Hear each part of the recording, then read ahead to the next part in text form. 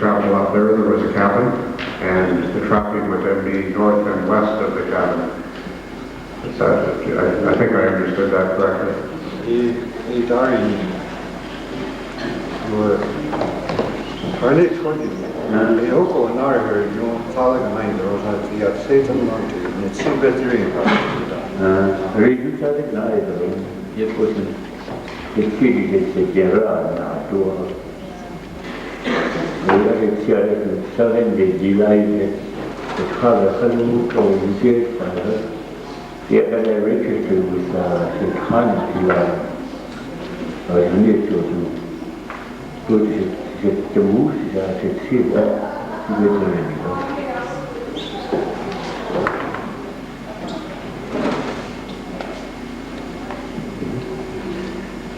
Was that trap line eventually registered in your name? For that?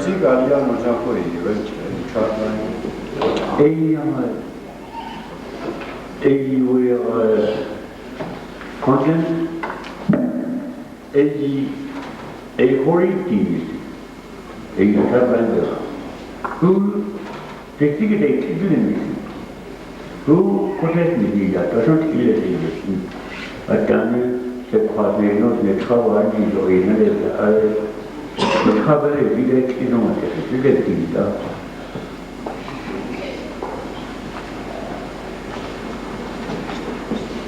I just wanted to ask a few more questions about Suckerville. You did spend some time there during the year.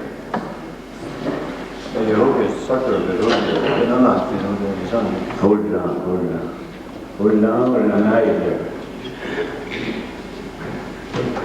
And as we understand, there was a church there. Every corner only Uncle always needed to see.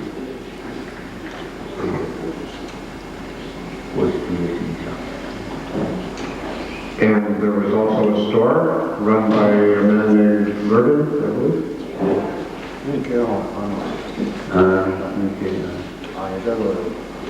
Jim Gardner killed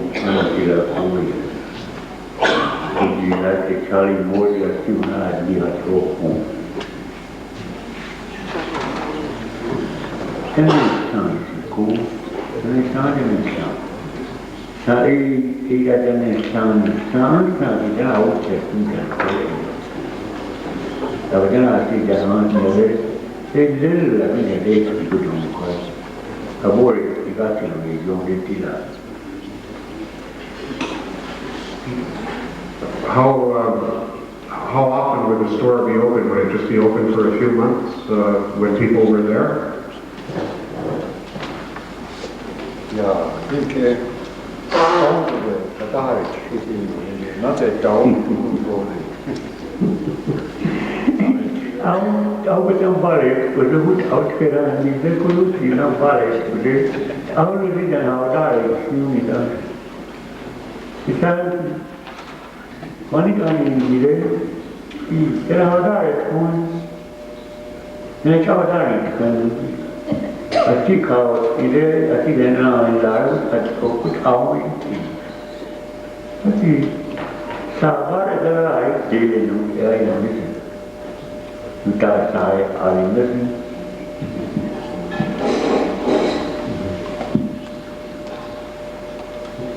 So, would the people be there running the store in the summertime as well? We're seeing that. What do you think they're going to see now? You young tahu, and juga nothing.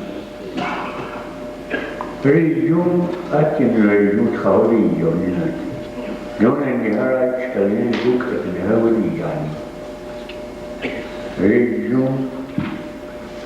I don't know where I feel. I think chat down na chat na chat na on us in chat. Sabe? Actually, missing.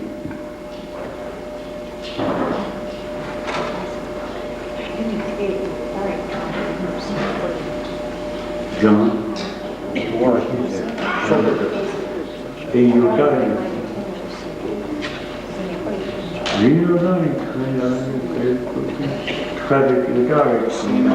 Seen out it is summertime business in the field. Oh, but then we let it. We got kind of doesn't well see the way. Quick and say they do they not the room you got kind of.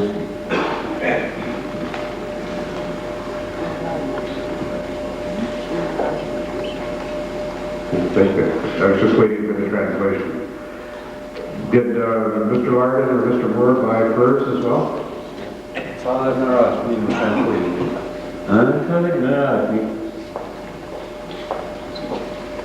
And yes, I understand that most people would come out and sell their furs. Who would they sell most of their furs to? 但是已经都大的本身超的了，超的大。يعني بريدي نادري بريدي كان سالي مانيش سويت يا سيدنا لو كنا ينا تعرف إذا كان سالي اليوم يمكن يمكن يوجد كنا أسأل اللي لا أسأل يكيوت علينا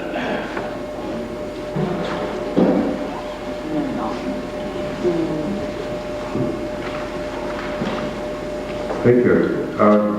Did you have a commercial fishing license as well? I story how jurisdiction is in Northern. So the original accidentation original we didn't occur in history of the knowledge that won't ever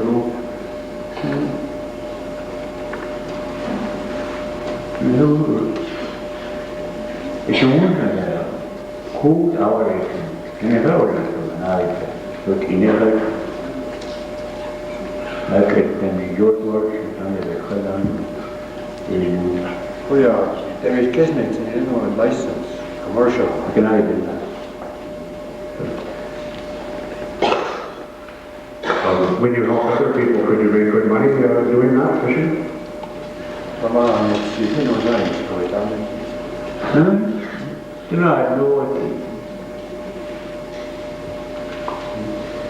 Do you remember who it was who told you that they were going to put in a bombing range and you couldn't go back to Criminal Play? And then news out after the body for the street. Down the connection, the new that introduced. Diritele, Italia, they were the hard work. Put the hard work in, but never. They got this idea that the guy did go. But he's never to a inside. Sound in the sky, it works around you. I think around you. These are this things. Good, never good here.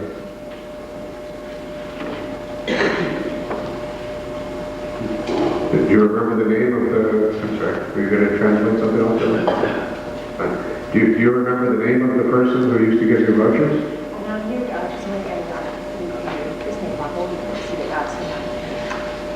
When I needed it, including this is.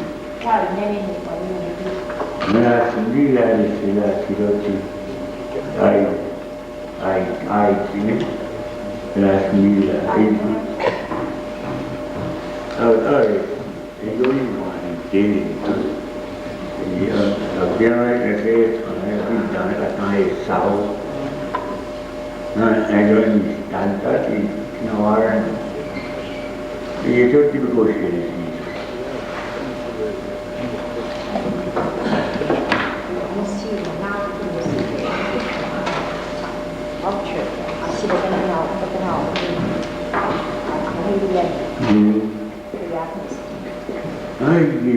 I see but I see show.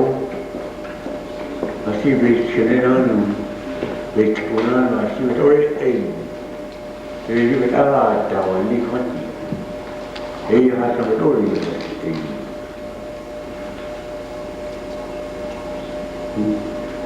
You said that many people bought farm equipment and wagons and tractors and that sort of thing. Were people able to keep that equipment for a long time and use it? Oh yeah, Sinara Sminizita, voucher, Obeta is Adorni, how Musani. Then I can't get tired of it, because Mr. Raj, you get tired of it.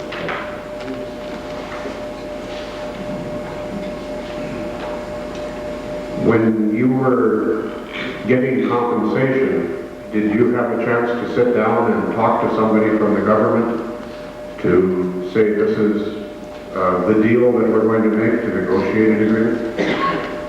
The dogs are not an arrest the seal. Some could have been in deal that Musa Kantu Babayo, the Musa deal. Some could have been a middle sample in North Pole. Belling dog. Arakanuri allowed.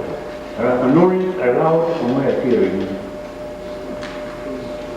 Because she grew when you not Arakanuri, which I would like kind of. I got the Yogi days on how the Yogi days and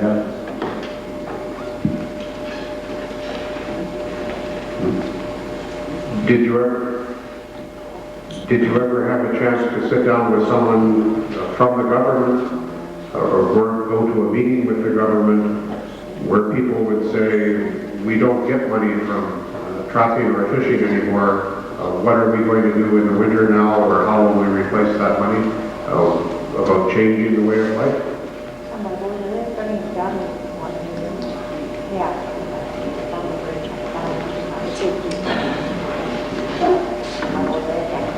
do that. It's very delicate.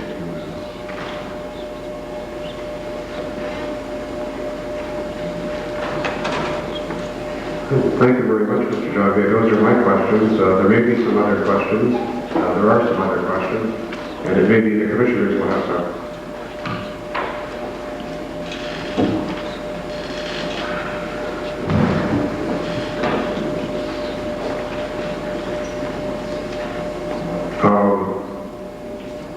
One of the questions that I've been asked to put forward is this. When there was the meeting at the dance hall that you told us about, the old dance hall, somebody said that the land, if it was leased again after 20 years, there would be more payment. Do you remember who made that statement? Who told you that? 20 years ago, that's a due point, I have to 20 years ago, not do The coup was Abraham Stanley. Who was the only reason? However, I didn't know enough, again, what they did is no again, only the I can't do that. They are listen only and they don't get who they done.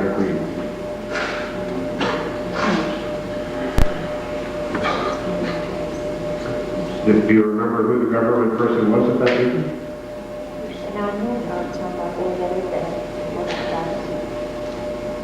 But I mean this is TOJ. The did can make it, I told you. If we dig it over, here is here.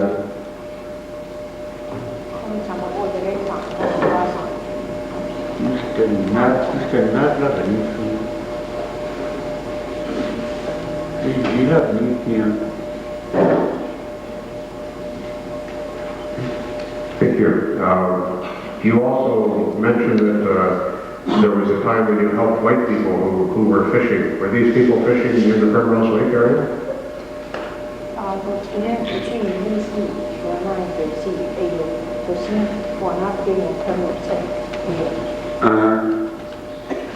And was that before or after the bombing range? Before the bombing range. Before? Thank you. Did you also see white people trapping around Primrose Lake?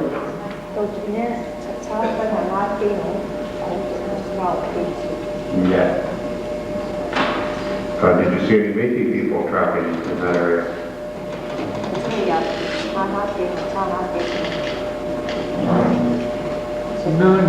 None. 저 진행사업장이 잡아있을 뿐이 일이 좀 까다로워요.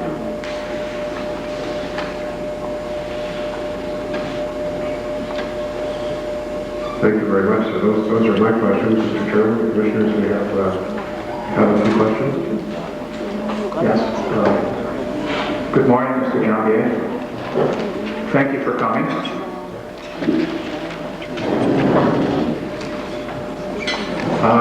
Just a couple of questions. Do you recall getting your check in 1960?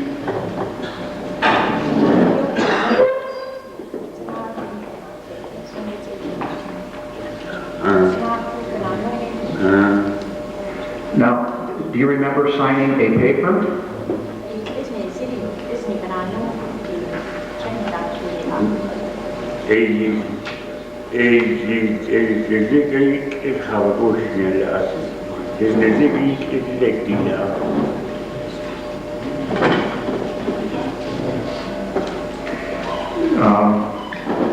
Were there words on it, the piece of paper that you saw? Were there any words on it?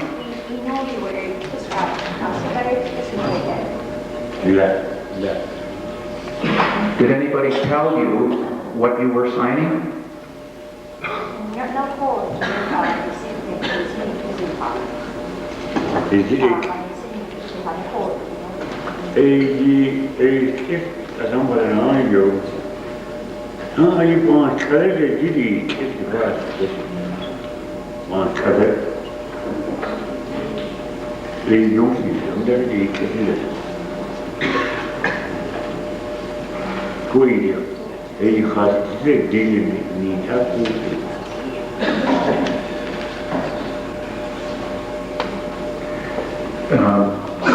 Did anyone tell you at that time what you were there for?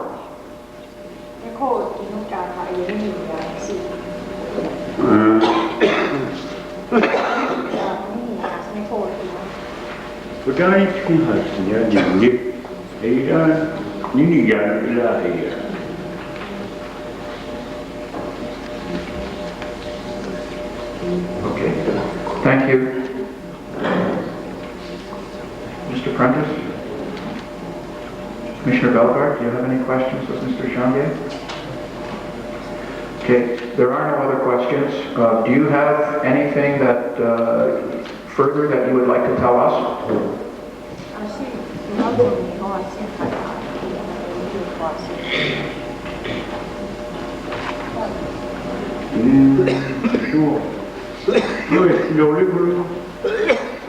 Pues ni daire no tras ni kalanje sandi tras ni kalati mati nani la nano la dinone to every year time for what I don't know, it's about 60 years ago. Every year I have to go up in North and then I oh where is long? Where is long? Where you go?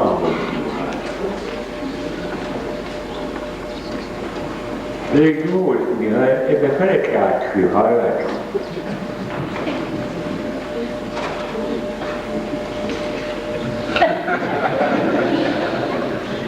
Mr. Janvier, Commissioner Bellegarde has a question. Thank you, Mr. Chief Commissioner. This one relates to that Mr. Matsue's statements from yesterday about that white man that came to the trap lines with his briefcase and stayed for 3 or 4 days and then left, saying that he couldn't be here anymore. Do you remember if he came to visit Mr.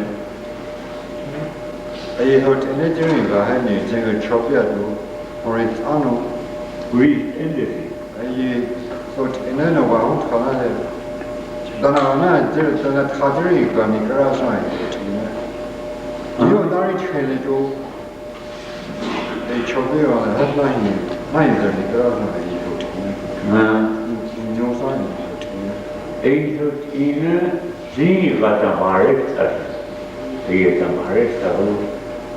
we see you were a better interview that we have to know it.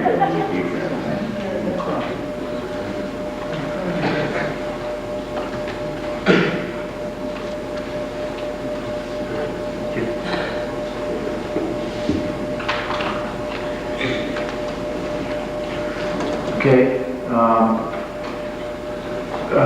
Thank you very much, Mr. Changier, for coming here and helping us out, teaching us a little bit about yourself and your life, and in the process, helping us a great deal in our job. We very much appreciate your patience with us and for answering our questions. Thank you, and you can be excused. I'm sorry to interrupt. Thì gì biết là mà đấy tàu rồi họ không có gì nhiều lên được cái gì như là được nào anh đi là cứ khi cái những cái gì sao thì nó phải để nhìn ra được chuyện mà vì cái đó mà chúng tôi thì để lo mình nát về cả chỉ về cái nát về cả al massimo collezionare aiutare a tutti, ma c'erano tutti.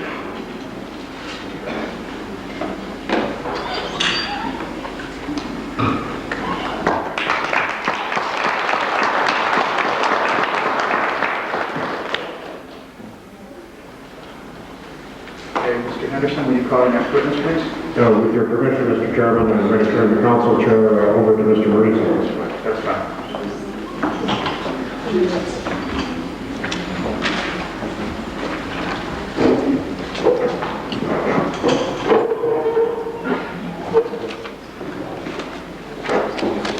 The next witness will be Angelina Jagger.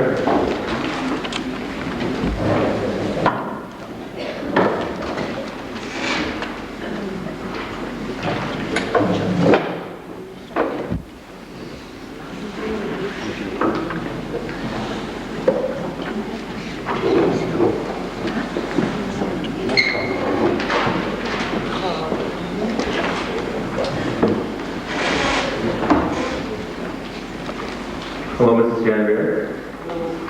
I'd like to display your name for the record. It's Janvier. Is that correct? She don't know how to.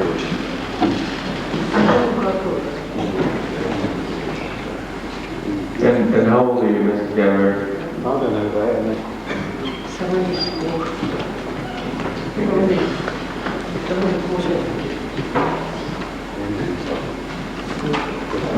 And where are you currently residing?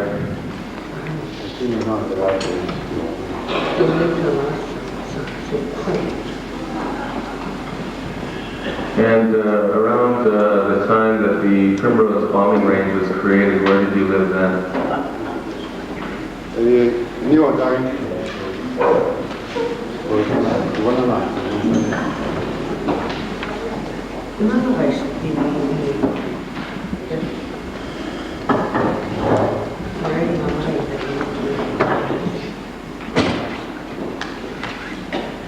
Prior to the bombing range being established, can you tell us what life was like in the Primrose Range or around Primrose Lake?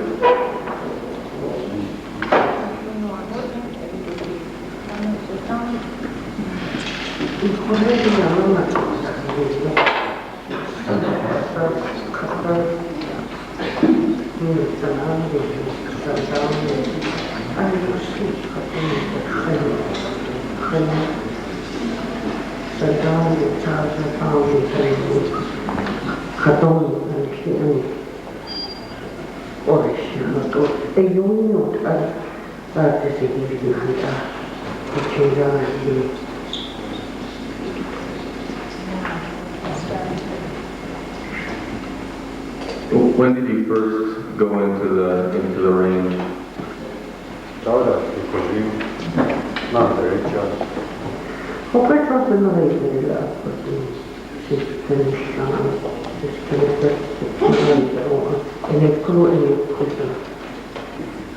Président, de ça avec un million, système de chance, système technique,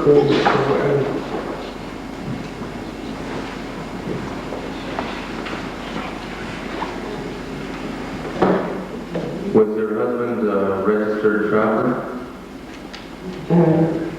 yes, Did he do anything else to make a living?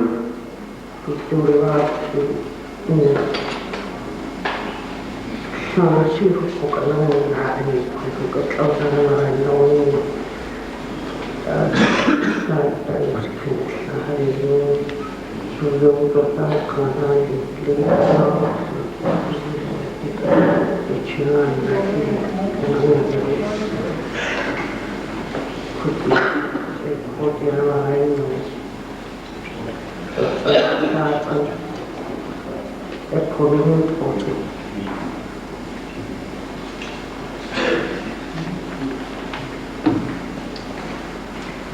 Just for that time before the range was established, before 1952, your husband was a registered trapper. Was he also doing any commercial fishing? Well, the manifesto allows the shoes. The manifesto, so much of these manifesto allows the discussion to go into criminal. Did he have his own license, or did he self-fish through Sam Wachabees? I think the thing is to explain so much of these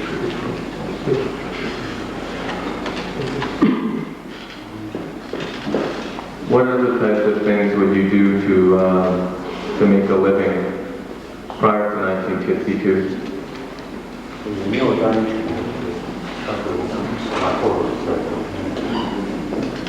Yok, ben etmedik o. Planımız yok, o kadar yok. Yılın kuyruğu American Carolina. Sa 4 years position now for the winter. Not his, it's in the cool, kuyruğu state thing, là công hút là có thể có chuyên môn phong môn không để có thể có thể là người có thể sử cái đấy mà nếu sử dụng những cái gì anh là người dùng anh cái gì có sự cái này phải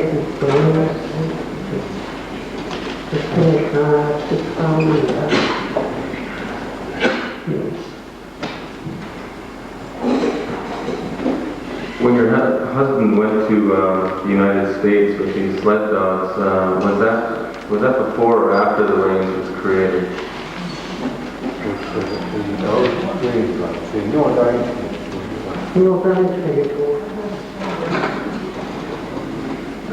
Sorry, was that before?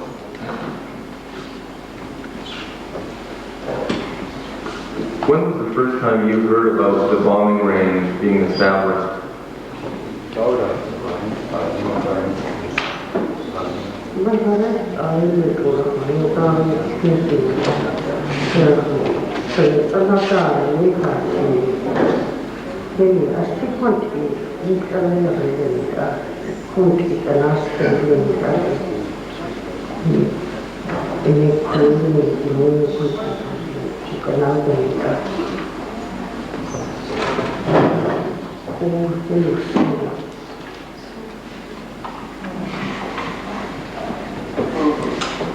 Do you remember some of the things your husband told you about the agreement, or about how many years they would get paid, how long the lease was?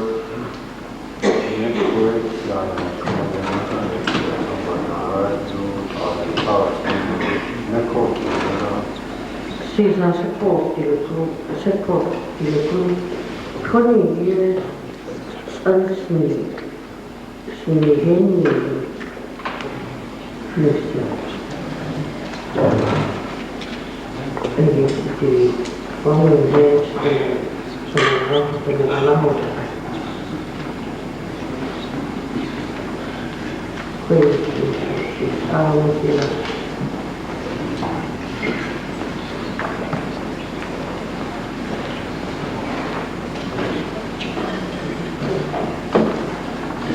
How was life prior to 1952? How did you make a good living then?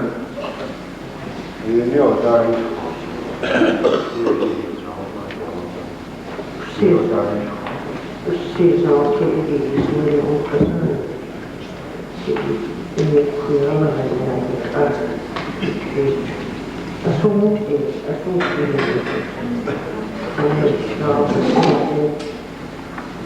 Kyllä pension mahdollisesti just How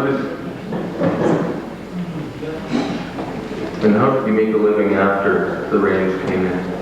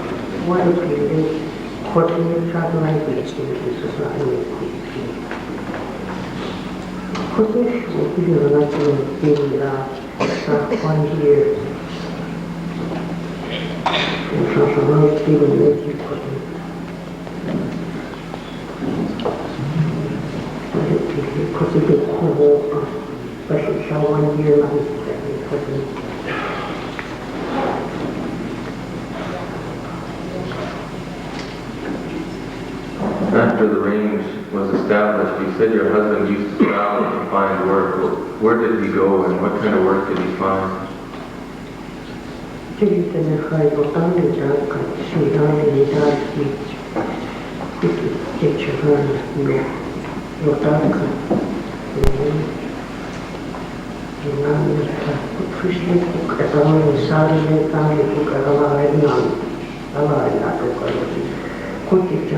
Crossing. She could be on now that market and he used to work here before me, senior. Do you remember if your husband ever received any compensation for his trapping and fishing rights?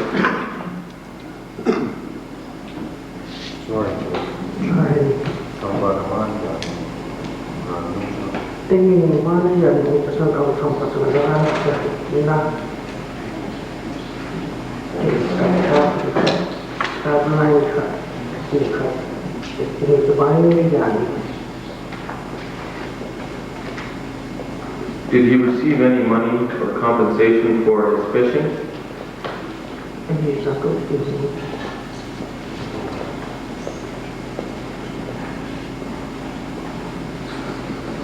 Do you remember how much your husband was paid?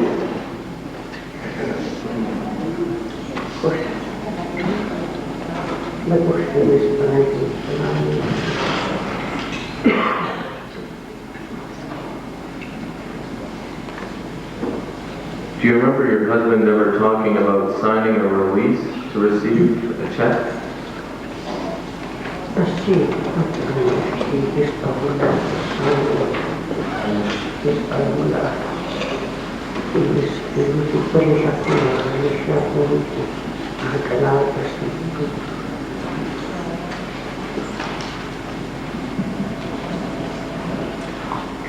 Do you remember ever being able to buy anything with the compensation your husband received?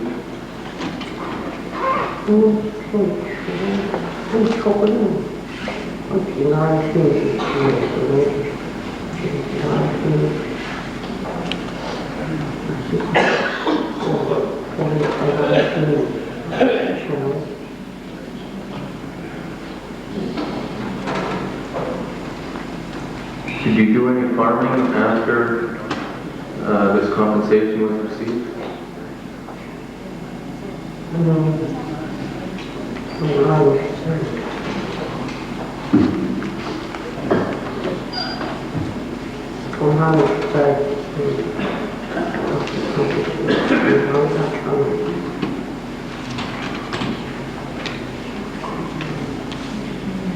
Did your husband sell this cereal grain anywhere?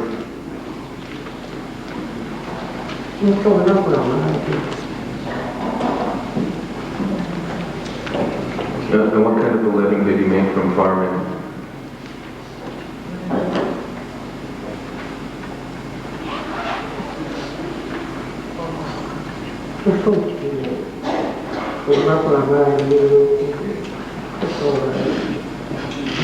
It's not trying to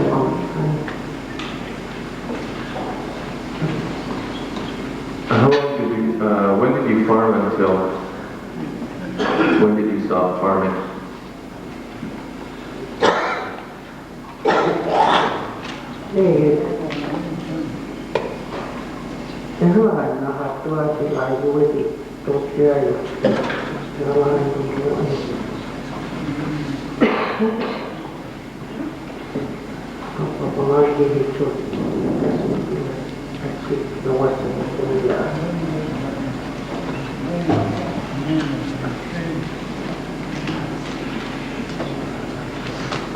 Do you remember how many years you farmed?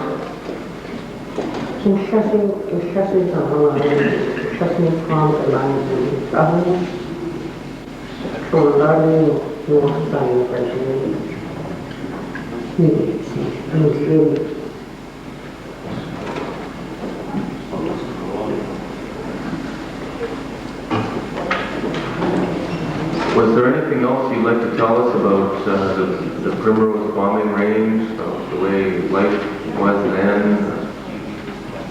Any other information you have at all that you'd like to tell the commissioners today?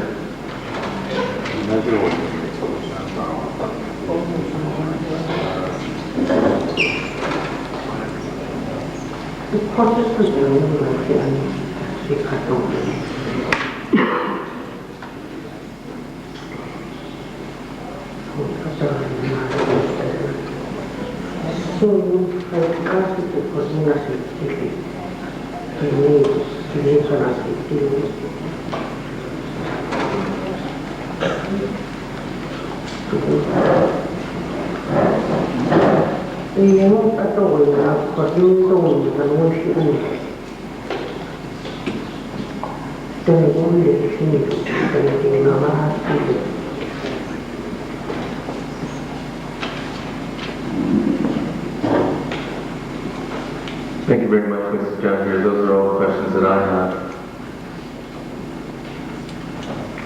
I have one question, Mrs. John Deere. First, let me thank you for coming here. The first question that I have, and perhaps the only one, is could you tell us the name of your husband, please? Hilaire Champion.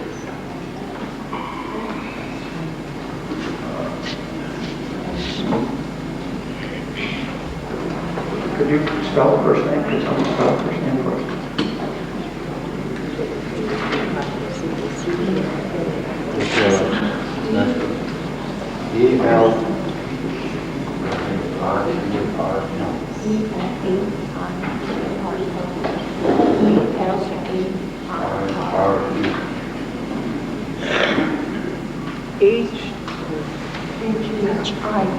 It starts with an H-I-L-A-I-R-E.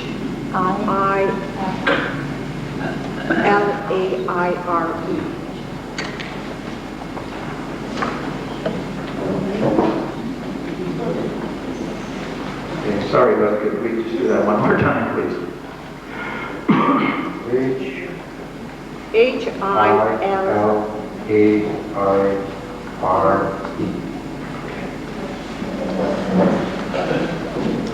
Thank you. I have no other questions since John's here, but perhaps some of the other commissioners do. Commissioner Belgar, no questions? Commissioner Prentice? No. We don't have any further questions.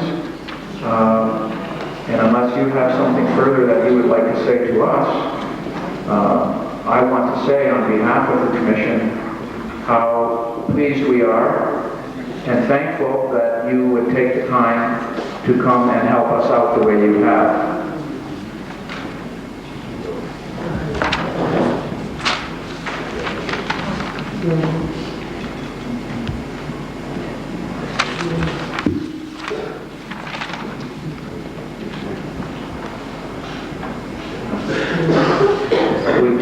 We want to thank you for sharing the memories of your wonderful life, and it's very helpful to us. Thank you.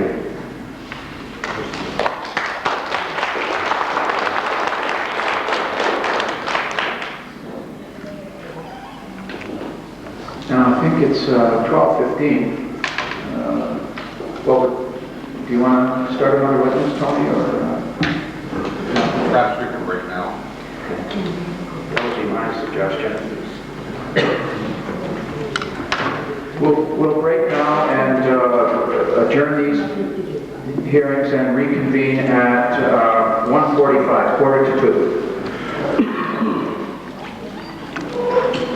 Armand?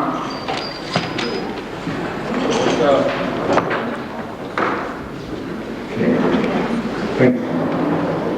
So we're ready for dinner now. Before we have dinner, we'll get Elder Charlie Blackman to say grace words.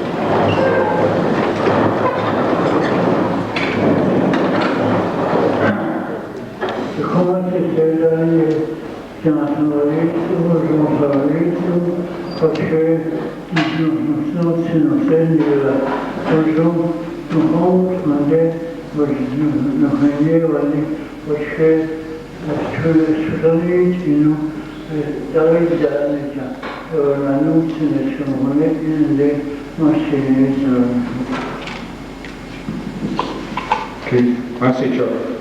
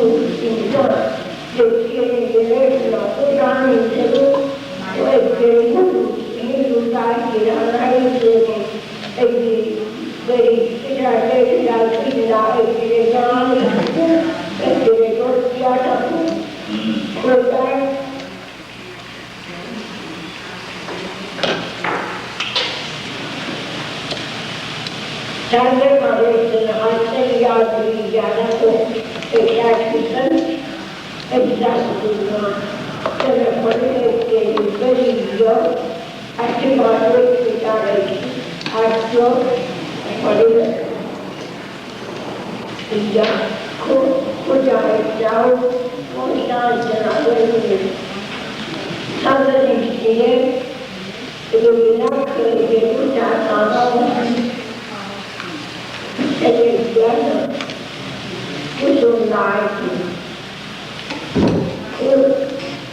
could there a bacteria that are going to garden island in that? Why did I put it go? Why the garden is why the rest of young kids? That's what we can die. You die, you can die. It is the way you have seen.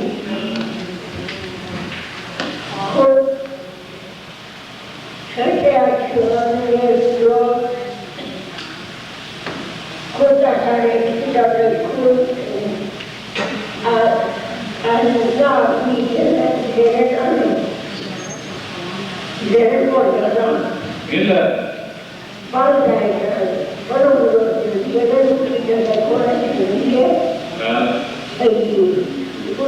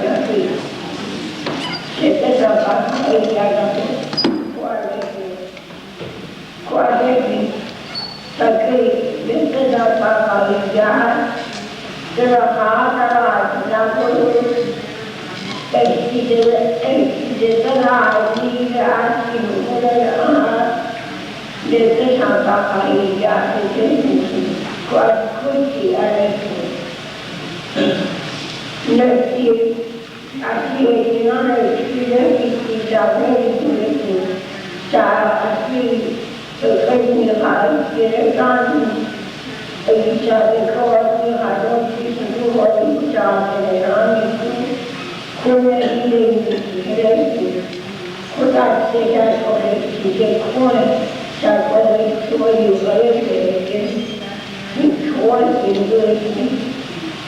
That they don't do, that clearly corner or to make me love the co-op, you know, never coming to my do it to get me up.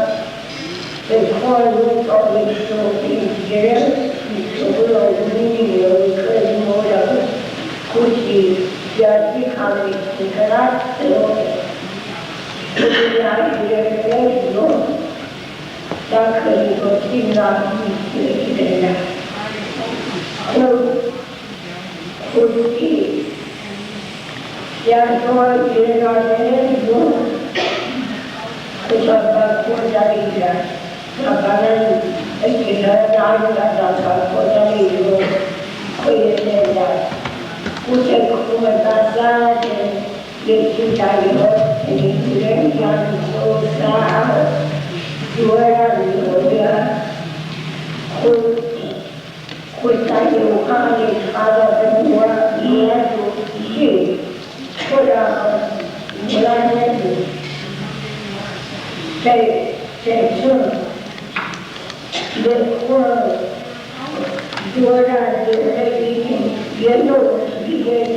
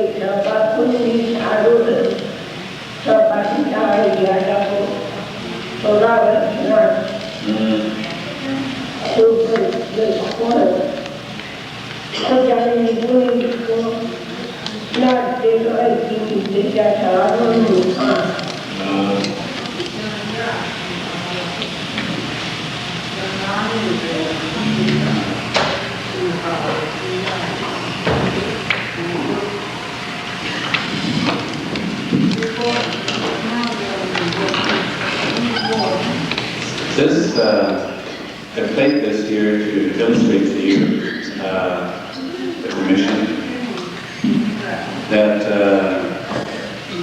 her history was very integral to the economy of the area. You know, and it came in through the generations to eventually where it supported the economy of the people. The time span in her last story about the house and her traveling was like this.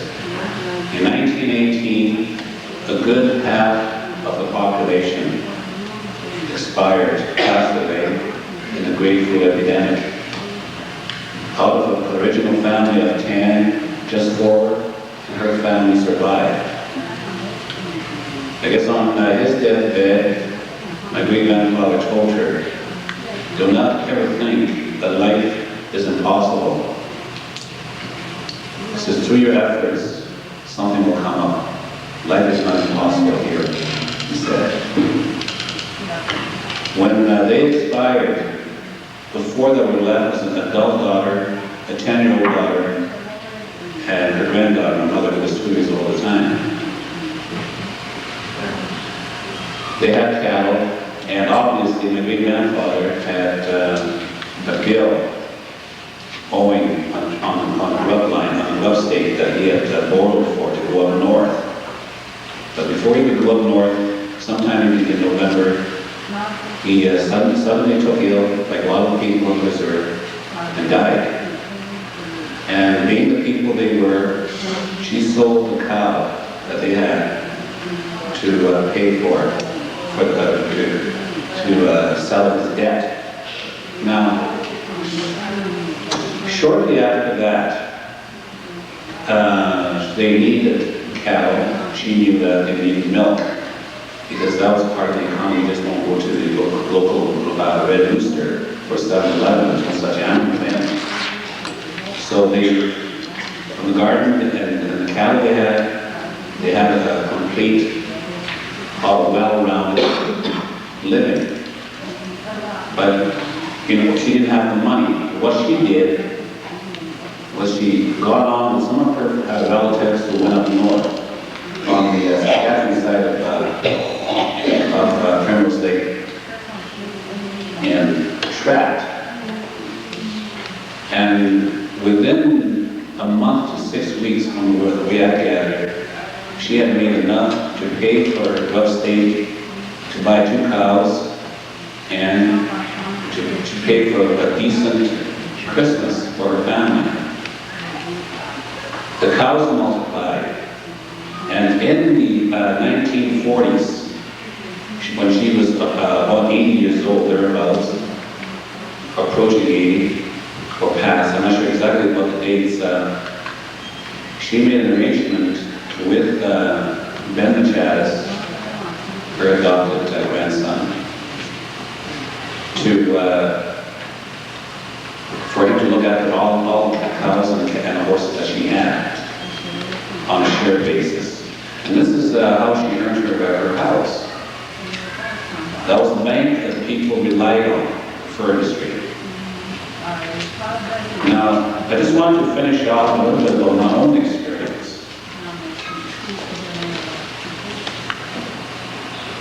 which is limited. I'm only 51 years old. My father was a trapper then. He was not a very big man. If he stood 5'5", I might be exaggerating. And if he weighed 130 pounds, I might likewise be exaggerating. He wasn't a very big man. He wasn't the most experienced trapper. But he was energetic, loving, and he was a good man. He supplied us very well. The 1 year that I remember, he brought back over $2,000 worth of furs. He also had cattle that he bought with his proceeds, his fur sales.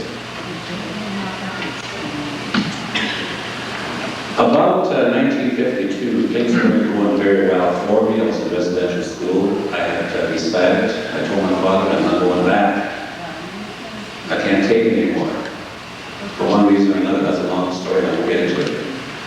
And he said, you know, my son, he says, I hear that they're taking traveling away from us. The life you know it is going to change. And you're going to suffer a lot if you don't get your education. I told him I'll run away. He says, if you run away, you come back here, my son. And you and I are going to walk every step of the way back to the woods, 75 miles away. And I'm going to have a will switch in my hand. You're going to get an education. Things were still okay. After that, things started to fall apart. My mother and my dad would tell me that after the kids left for residential school, it was really difficult because they had nowhere to look at for themselves. Almost like a purpose for life was gone because they could no longer practice their livelihood. They could no longer go back to north. Now, in my young eyes, he was my idol to To me, he was a hero. I looked up to this man. All of us were proud of him. I loved him dearly. But that was this simple symbol of manhood. Going up north, doing what he did. And even with being inexperienced, not as experienced as other hunters and trappers, he was still doing okay. He was a man's man. But after they took that away from him, things fell apart. He'll forgive me if I say that he got further and further into the alcohol problem. The family fell apart. Even my life fell apart on me. This is an illustration that Colonel Slate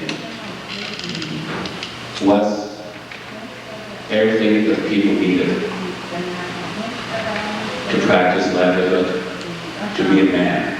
When they took it away, they literally emasculated my friend. Things fell apart. My father had cattle. Little bit by little bit, the cattle disappeared. And the implements that he had bought, they also disappeared. And nothing's left of his homestead now. With that, I thank the Commission for entertaining us, for entertaining our stories. And I'll end here. And whatever questions you'll have, I try to answer. Thank you. Thank you, Mr. Gary. I'm sure that none of us expected to have a direct connection with the 1870s. When we came up here, we expected that was probably impossible. I'm sure that many of us wish we could have been here 15 years ago. A lot more information could have come from that extraordinary source. When you told the story about going to get some money to pay off the debt and get a few cows and things like that, I had the sense that in the way that you told the story, that it was almost unusual or an extraordinary thing for Mrs. Andrews to have gone up to the Fairgrounds Lake. And I'd like you to comment on that because I suspect that's not the case. No, I don't think that it was an extraordinary event for the times. These people here were very hardy, including the women. And I believe that Mrs. Andrews, my great-grandmother, was no stronger or no better willed than any other woman in the area. But she had to. And from her story, she said it was cold, but to me it was like nothing. To her, the ends justified the means. This was a way of life, and they lived it. And I take it from the story, if I understood it correctly, that she herself did have the skill and the knowledge to do the tracking to get muskrat, or she was doing that herself? The other people in this room could probably answer the question better than I could, but I assume from her stories and from her talking about, and other stories too, about her experiences with her husband earlier in furnacery, that she was just as skilled as a woman could be in those days. I wonder, when you talk about the story of the Frog Lake Massacre, and you were able to make an estimate of Mrs. Andrews' age from that story, could you tell us a little more about the connection between Quoll Lake and Frog Lake? And I think that was just about the treaty time too. Is there a tradition, or is there something that Mrs. Andrews told you that would connect those three events? Mrs. Andrews has a complete story,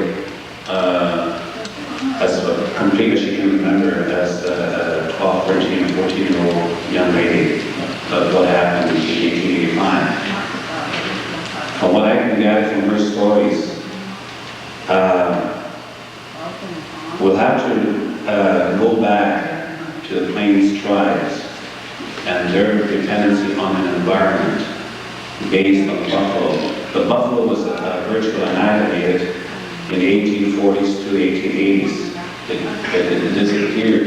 Now, history has it that there was mass starvation in the plains area.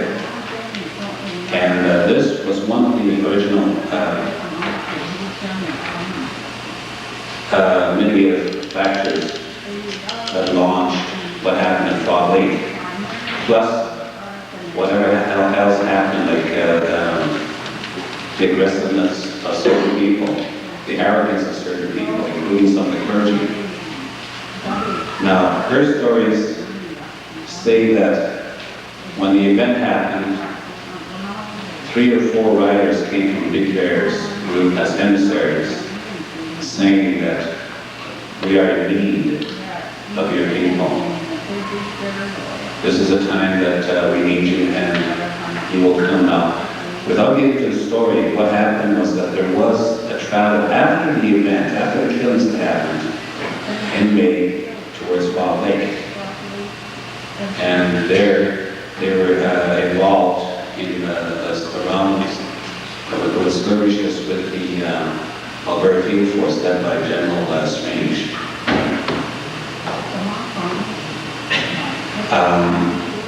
They came back, and none of them from this reserve were charged with any of the incidences in Fog Lake.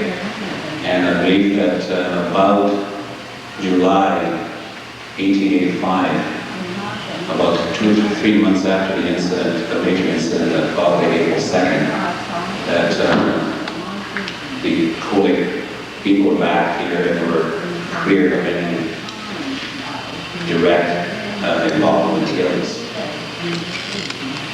Is there a connection between Fog Lake and the actual treaty signing? Only in that the people in Fog Lake felt, and this is not just all, but there were 3 or 4 tribes in Fog Lake. One particular group, for instance, Big Bear's group, felt that the government of the territories, or the government of Canada, on behalf of the territories, did not live up to the obligations they had promised within Treaty 6. But that was only part of the reasons for whatever happened. What happened was mitigated by the circumstances I was telling you about, initiated by 2 or 3 different peoples only. The Treaty 6 boundary, the northern boundary of Treaty 6 passes very close to Coal Lake Reserve. It does. Coal Lake is the only Dene nation within Treaty 6. I believe there are 52 nations, Mr. Belgar knows. Within Treaty 6. He's not volunteering. No, he's not. We can certainly check that. I'm sorry, I didn't mean to interrupt your narration. The northern boundary, in fact, passes quite close to Coal Lake, and you're saying that Coal Lake First Nation is the only Dene nation in the entire Treaty 6 area. Yes. Primrose Lake itself, as I understand it, is north of the Treaty 6 boundary. That I have no knowledge of. I can't comment on that. And the treaty to the north of this area was Treaty 8. Treaty 8 and to the further north of Treaty 11. And I believe Treaty 10 is the northeast, or to the east. My recollection is that Treaty 8 was the first signing of Treaty 8 was around 1898. 1899. Yes. Is there any tradition here about why Coal Lake, being the only Dene nation, was in Treaty 6, right at the northern edge of Treaty 6, and did not join, for example, with other Dene nations in Treaty 8 later on? Well, how does it happen that Coal Lake is in Treaty 6? Is there a story to that, or a tradition that you heard? I could give you a snide remark, but I can't at this time. This is the time for it. No, there's no real reason that I know of, that I've ever run across in oral tradition or otherwise, why Coal Lake Dene were involved in Treaty 6 rather than Treaty 8.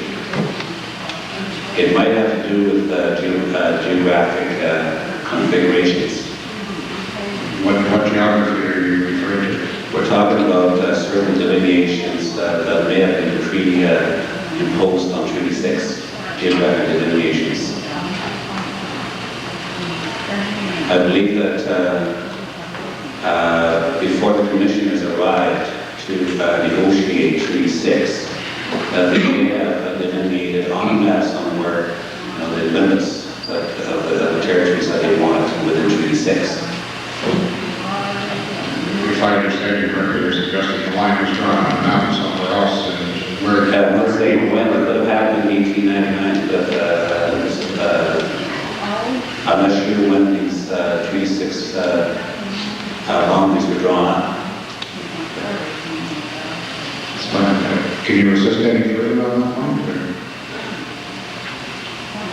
I would probably be going far beyond my what I should be talking here about if I want to go into treaty. I believe, for instance, that under treaty, as was said earlier by some of the elders, that all the commissioners wanted, they said, all we want from you is the depth of a plowshare. Some say 6 inches, some say 12 inches. That's all we want so that we grow grass to feed our animals and to feed our families with. All the rest of it we don't want. You can retain, that includes the waters, the sky, subsurface rights, etc. And this is for as long as the sun will rise and the waters flow. There are certain things that people have taken liberalities with on the negotiations, especially by the press. From our elders, we learned that the Indians did say as long as the rivers flow. Indian people said as long as the waters flow, meaning the birth waters that are released before the womb gives birth. Which means that as long as the Indian lives, as long as there's going to be people on this earth, as long as the sun will rise, as long as the waters flow. And I believe that what happened here at Colonel's Lake is a direct transgression against the agreements that were out between our people and those negotiated with at the time, 1876. Have you undertaken contact with that oral history from other elders in the community? Yes, I have. Yes and no. I am still very much deep into the stories of this Reverend Old Lady. And if I could find the time, I would. I'm sure that the commission is welcome any other oral history that you could provide us with, or your recollections of information that you received that would be relevant to the validity of this claim. Some of the statements made by elders in previous testimony to me stated that the land is taken by our headmen in 1876, ranged all the way from around Suckerville at Kernsville down to Anglin Lake. And this is according to my great-grandmother's stories, that they did take land. She didn't delineate Suckerville, but they said that they did take land all the way north, as far south as Anglin Lake. At Anglin Lake, and she specifies Beaverham in her story, there was a house built for her grandfather, who was the head man, who was left in charge of taking possession of treaty rations and passing it to his people. There's a huge house built on behalf of him by the government of Canada, which means that Anglin Lake was at that time considered part of the reserve. That was about 2 or 3 miles further south. And her stories say that she wants to know why these lands were taken away. Willow Point and Cold Lake, for instance, is where her grandfather, who died or jackfish or man-Spanish treaty is buried. So as is his father in turn, Jampier. We had taken that land that's no longer part of the reserve now. People don't understand what happened. Willow Point is on Cold Lake, And Cold Lake, yes. and it's not part of the reserve now. Well, somebody moved boundaries in the interim. I believe when I was listening to the tape, there was a reference to Berry Point as well. Is that on? That's the one that she's very point, that's what she's talking about. Just to say the trip over to the map, or is it marked by item name on the map now, or can you show us where it is?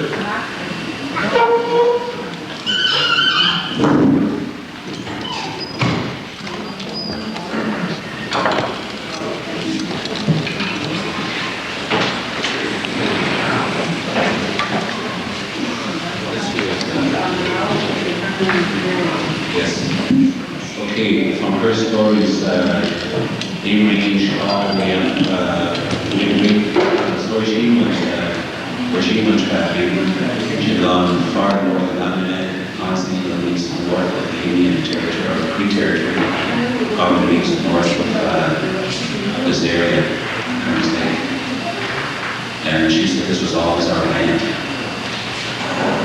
Always has been, always was, and she wants to know who moved the boundaries. And when you indicate that two of the original John Deere's are buried at Berry Point or Willow Point, that's it. Yes, it is.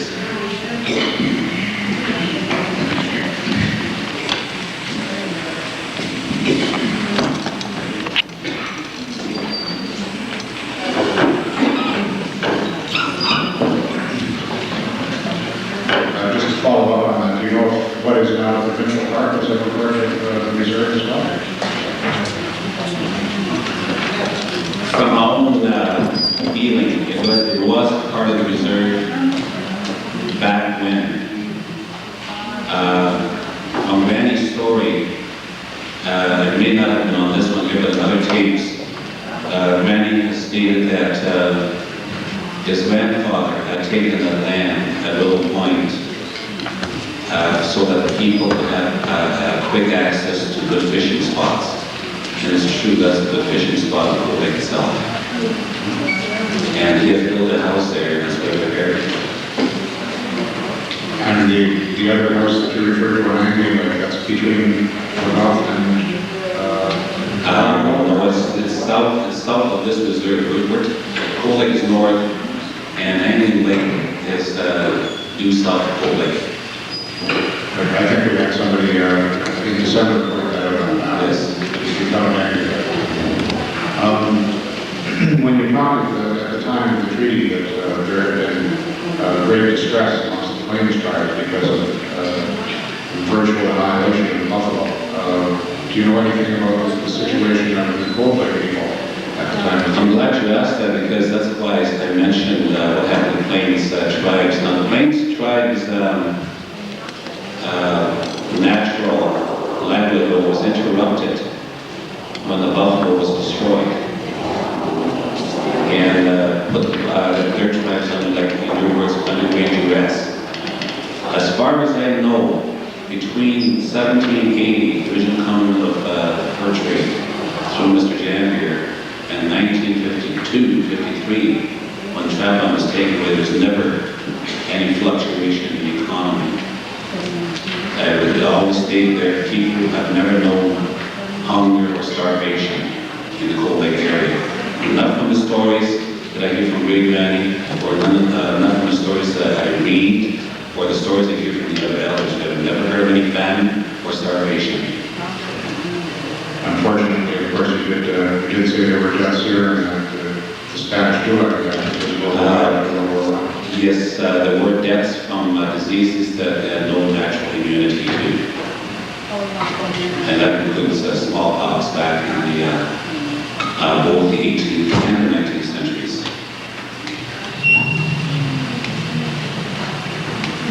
I'm sure you could, I don't think entertaining is necessarily the right word, but I'm sure you could inform us for hours yet to come for the moment. I can't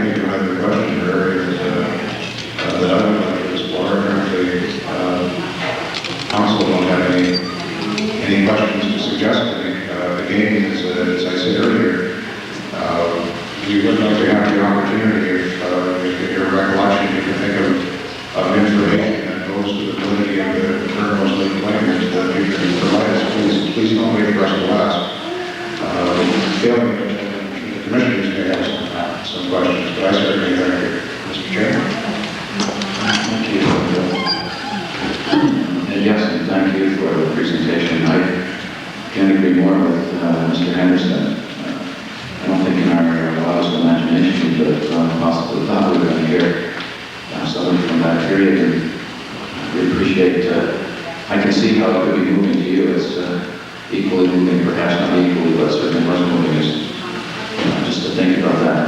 So thank you for that.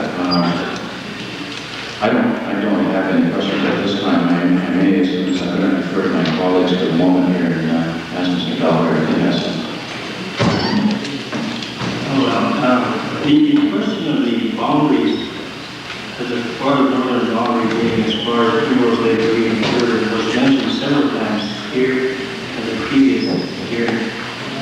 Are there, do you know any research or specific claim submission into that alleged boundary movement by the First Nation? I didn't quite catch you that question, Dan. Has anyone done any research or words developing a specific claim on the boundary that I know that we have boxes of files on history and of the area plus our claims. Now, as far as the moving of the boundaries, I have no idea. Now, the territory of Treaty 6 moving coming south of Primrose Lake is news to me. I'm not sure when it was drawn up, and I'm not sure that anybody on this reserve knows when that was drawn up. Much like we don't know when the boundaries of the reserve were moved, so that the Indians were left with much fewer acres on the reserve.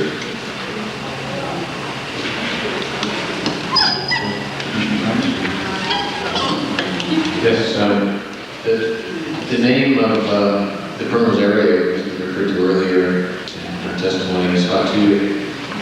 What does that stand for? What does that mean? Fatu means Goose Lake in my language. Goose Lake? Well, Goose Lake, I'm sure it is. But a lot of times there's another word for it, like my great grandmother would call it ane. That's that whole area. It's unspecified. Ane. Fatu is Primrose Lake itself. And this relates to the question Mr. Belgard is asking, but it seems curious to me that part of the reserve lands which were set aside in the reserve are on Primrose Lake itself. Given the importance of Primrose Lake and that area to the people, why was it part of the reserve set aside? Do you have any knowledge of that, or is there any traditions on that? I believe from my grandmother's stories that people always felt that it was their land and nobody could take it away from them, that they would use the land as the generations did before. I believe that, like a lot of people say, where's the paper? That people never believed in paper. I believe that under treaty, they would be allowed to exist as they did before, making a living from the lands that they had used before the treaty. And this is where the trap lines came from, in the Toy area. And the research that you've done, the Cold Lake First Nation people were using those lands around Primrose Lake in a traditional way for back to the days of John Gay, the original John Gay. When Janke arrived, I believe that it was around Sacramento that where the people were living at the time. Unless somebody can point to me anything different. I believe that the people here have been indigenous to this area for untold centuries, even before then. Because the language is completely off the area. We have a word, for instance, in our language, which means road, tulu, which means frozen water. So that their road was frozen water in winter. which invokes to me a thought that they did a lot of their industry in their time also. And the research which you've done indicates that the village, Summerville, as it's been described in these proceedings, was the center of the community. No, to be honest with you, that's not part of my research. I'm doing research through Randy's on other stories. What I heard was from the people that Summerville was the center. From my experience, it was the center. I went up back in the office to the trap line with my father in January 1947 when I was very young. We went to Summerville and we traveled from there. So I have no documented proof that how long Summerville was in existence. That's what your question is. Well, I'm just trying to find if that's part of the tradition of people of Cold. The tradition of people was that they ranged all in that area. I believe that Summerville was born as a result of the demands of the fur industry. There were some mink farms in the area, fed by what the white people call, well, I suppose fish that they couldn't otherwise get rid of, and that's varieties and white suckers. That's why it's called sucker. I remember piles of mink from mink farms on the beach. That's sucker. But the whole area, from my own research, from my interpretation of the stories from my great-grandmother, the area was always indigenous to the people here. And I would assume that because the area we're talking about has been a part of the Bombing region closed to the public and to the Cold Lake First Nation, that there have never been any of the historical studies or in some cases archaeological studies that you might find in other parts of the province. I have no knowledge of that, so I can't assume anything. You haven't seen any of those kinds of studies yourself? No, there have been some archaeological digs, but I believe they were south of the area. Now, the person that was involved in the archaeological dig is another band member. His name is John Yanger. I believe about 4 years ago they went in and dug up a site. But I do know from my great-grandmother's stories and other stories that people have always been there. People have lived and died. And a lot of times they were buried near the places where they lived. That was a question I was going to ask you. You studied a great deal of the stories and the traditions. Are there areas in the Primrose area which are of importance in a spiritual sense to the Cold Lake First Nation? The whole place was important in a spiritual sense. People traditionally did not put up a fence and say this is this land, that is that land, or this is your land, or that is his land. People would travel and roam the area in family groups, particularly in family groups, and use whatever is necessary. Sometimes people from her stories, my grandmother's stories, people from up around Outcross would come and meet the people from here on the trail, the hunting trail. So the whole area was sacred. People were very spiritual in those days. My great-granny would say that all what the Creator had created had a reason for being. The Creator never made anything haphazardly. By the same token, people understood nature as God's creation. They didn't own it as such. It was there for them to use for time until the end of time.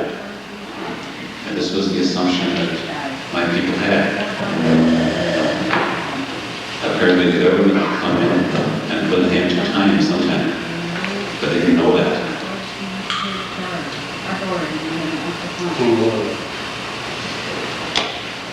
Thank you very much. Thank you.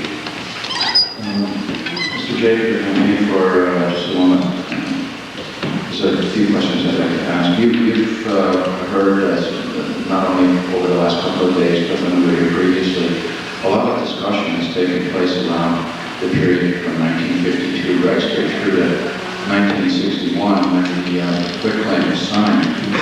And through all of that, is there anything that you can add to some of the testimony that's been given here over that period of time?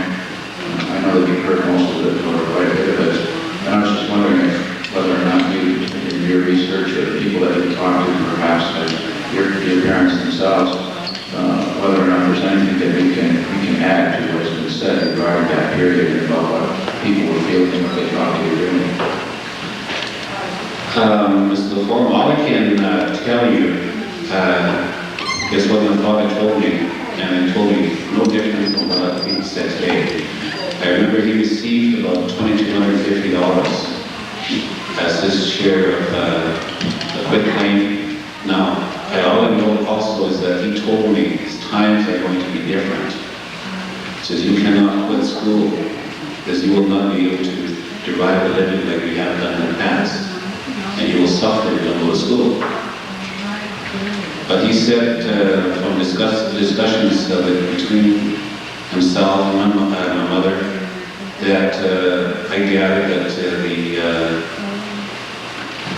so-called bombing range was going to remain in their hands for 20 years, that this was being released from us.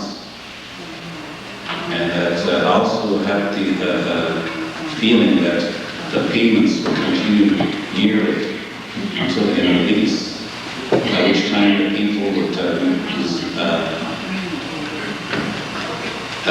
resume their livelihood or renegotiate that arrangement. Thank you, Mr. Davis. A few more questions. Barrels for a little longer, please. When Commissioner Prentice asked you about how long people have been in the area, you referred to the use of the language and the tradition of the language. There is a study or a science of linguistics that tries to determine age and locality of people based on the use of the language and the interrelationship and changes that the languages around and the dialects around them. I was wondering if you were aware of that, or if you were referring to that in some sense, or more particularly, do you know if any linguist has done such a study in relation to the Anglo identity? Not that I'm aware of. We deal very heavily in the stories that the old people told about, the history of the people. Now, from their stories, Chipland people traveled extensively, always coming back to this area. Now, there's another tape in my possession, I can find it, where great grandmother talks about going from this continent or from this island to the other island at a time when the land was more connected, there was less water.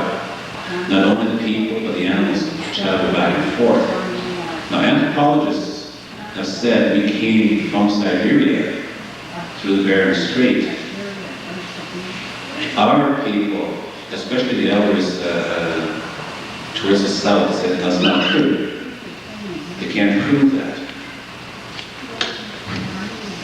Our stories state that we were created here.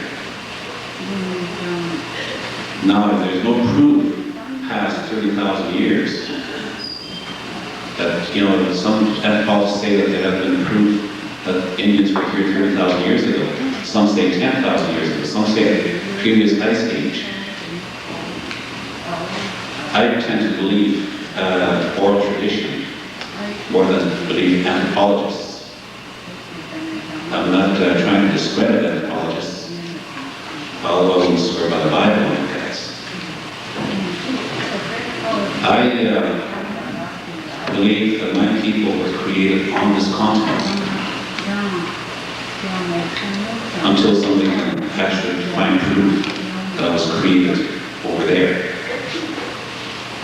But her stories say that we travel back and forth. One interesting note, and I don't want to keep the commission or anybody else too late, is that for many years, nobody knew what the term Hochelaga meant. Some linguists thought that it could be Huron, others thought it could be Iroquois.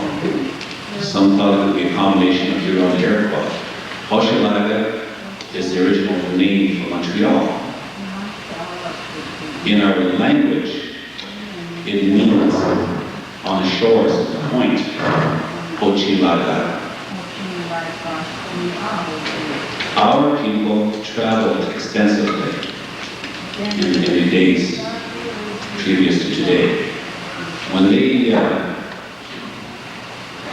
brought their furs in, a lot of them would travel by wagon towards Winnipeg. A lot of them would travel by canoe. And at the time when York Factory was first discovered through a cotton about twirling mercury, people did canoe all the way up there to shop. It was their way of going to the local Red Rooster. But they traveled, like my grandmother says, they traveled by wagon as soon as the grass started to grow in the springtime, and they would come back when the snow flew in the fall time. So there was a lot of movement back and forth, but there was always traditional Dene territory. And there was a lot of competition, sense of fur trade between the woodland Creeks and the Dene people over the fur territories, especially the prime beaver territories.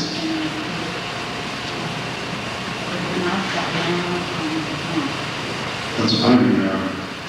I think perhaps Mr. John Penn here is intending to appear before the commission tomorrow, and he was involved, as you mentioned, some archaeological days to the south. Perhaps he'll be able to round us on that information as well. But thank you for that, and I have no further questions. If there are any more questions, Mr. Jacobs, I certainly want to thank you, and I also want to say how that the testimony you gave is fascinating, and it's, I suppose, more fascinating with respect to this remarkable person that we have on the tape here. I think it's quite remarkable to sit here and listen to evidence from our testimony from somebody from that period. And for that, thank you. And I also thank you for spending your time with us and taking the time to come and share that with us. It's most enlightening and, as I say, fascinating. For that, thank you. So, you be excused. Before I'm excused, can I just add one more point? Absolutely. Our people have taken to date a lot of energy, a lot of time, spent a lot of money trying to redress this very unfortunate situation with the long range Primrose Lake Travel area. And I hope that this is the first step of a positive outcome in favor of something that's at least justified for our people. And on behalf of myself personally and my family, and in the memory of our older people, thank you very much. Thank you.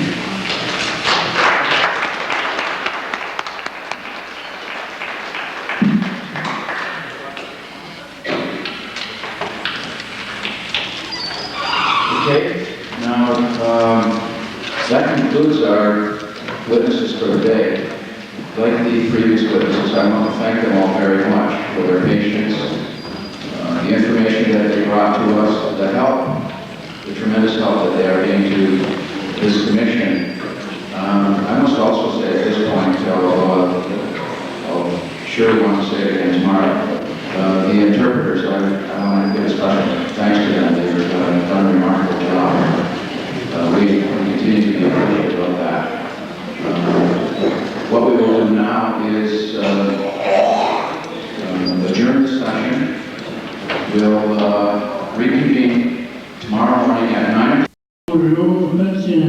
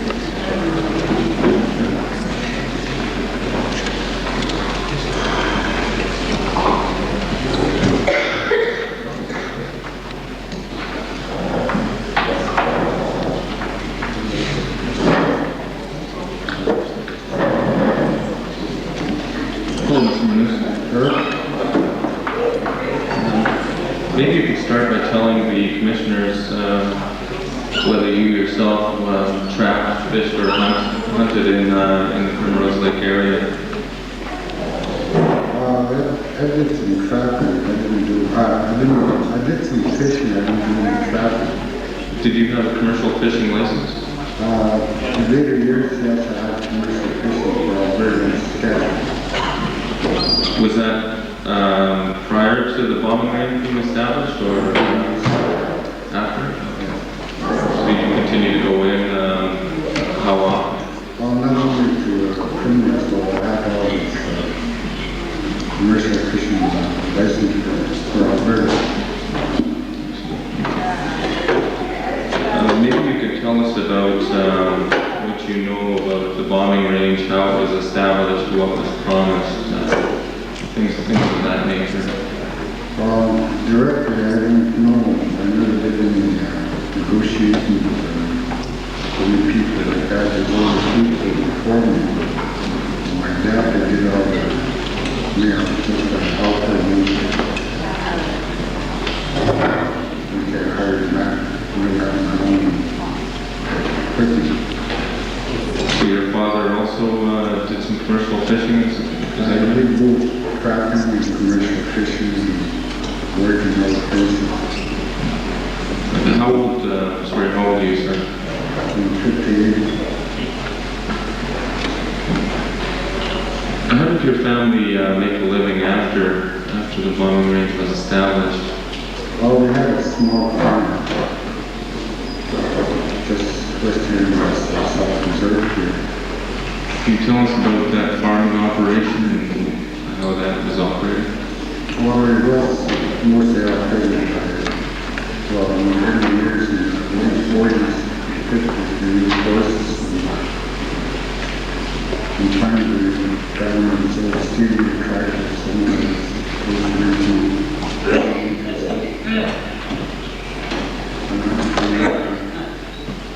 winter months for early springtime with commercial fishing.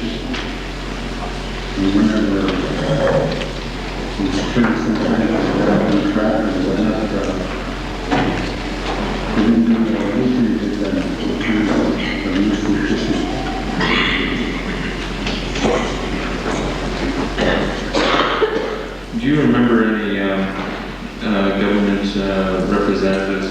to provide instruction on the farming operation at all? No. Can you recall? How was that?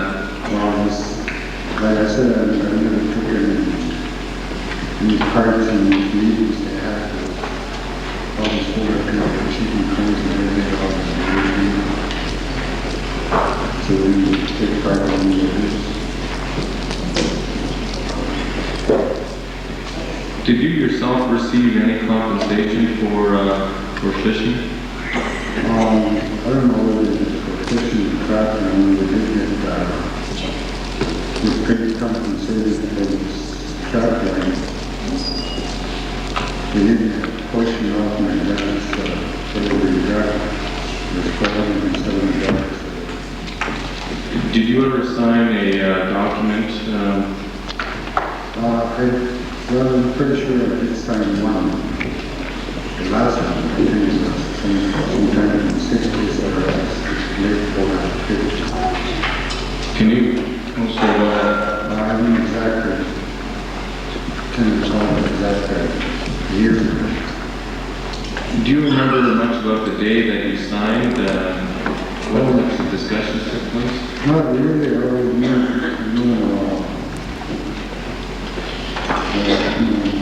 was in the hospital at the time. So I didn't know the dad, they just come up there and have a piece of paper there, and you sign this, you got to check this, and $470. I'm going to, before I show you this document, I'd like to know which the band number is. Actually,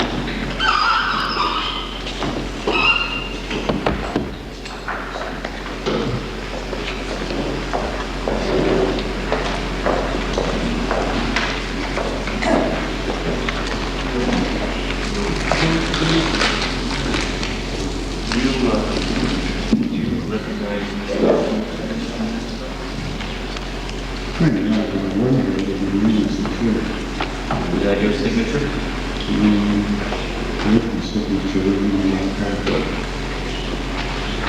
This is the front page of this document. Does this look familiar?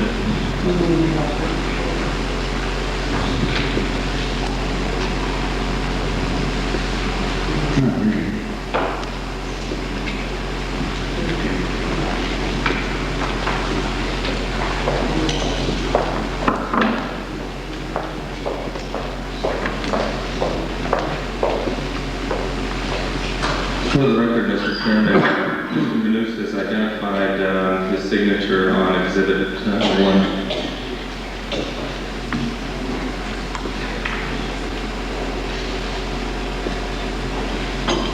How did you yourself make a living after the bombing range was established? Well, I worked here and there. Most of we had a farm from 1956. Since when we were very good and Do you remember what? Sorry, go ahead. Not really. I didn't really know. We were probably getting pressure from players one way or another. And obviously, they really squeezed the long direction. Really, everybody left the reserve. All the young people, the different schools, and all the people were sending out all over the country for employment, which there was last year. And finally, they just phased out a lot of these things here. At the time, we didn't understand it. There was, later years, and found out that it was happening.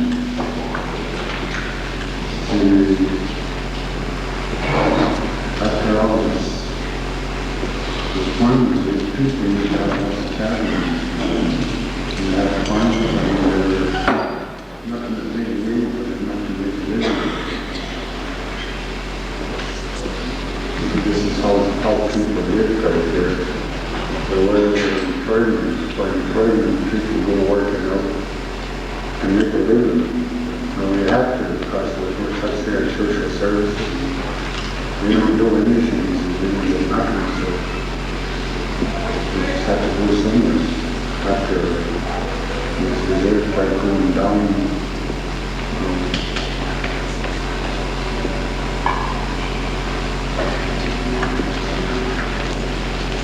Going back to this this document that you identified, exhibit number 1. Do you remember who came to you in your hospital and asked you to sign this?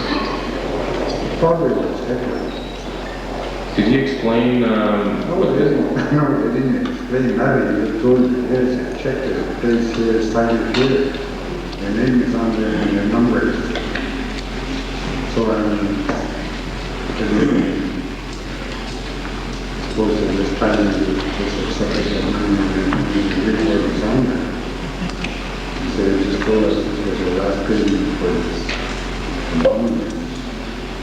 I think that's what they told us in the last, that was in 1960 or something, 1970. Did anyone explain to what would happen in the event that you didn't sign this document? No. Probably just a check for a certain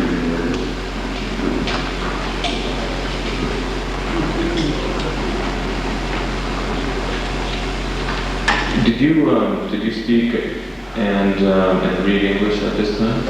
Yes, I did. I suppose if it was given to me to read it, I would have read it, but just hadn't read it and read it, so we signed here. I'm going to show you this one more time. I'll show you the writing at the top of the page.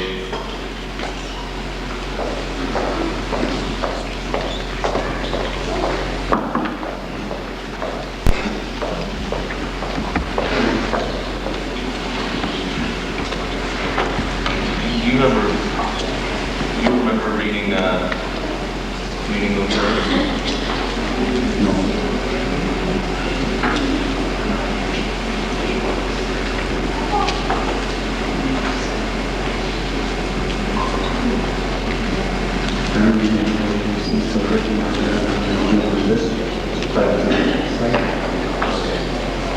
So you've never seen this then? Well, I remember, I said I never read nothing, I just gave you a piece of paper, it was a money to me, but it was, put this one in, there's nothing here, or whatever it was. So there was some hospital, and all this, and I'm sure we'll back to the Thank you very much.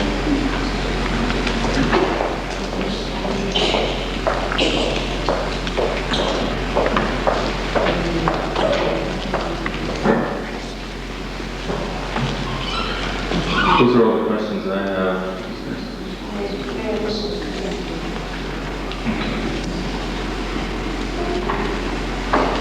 Sorry, Mr. Manoon, could you, for the record, explain what you just said about this document and about the writing at the top of the page? Well, I didn't really read anything, but that was trying to when we signed the names for that. I don't know if he did read it, but I don't know if I really recall reading that. All I was told to sign here,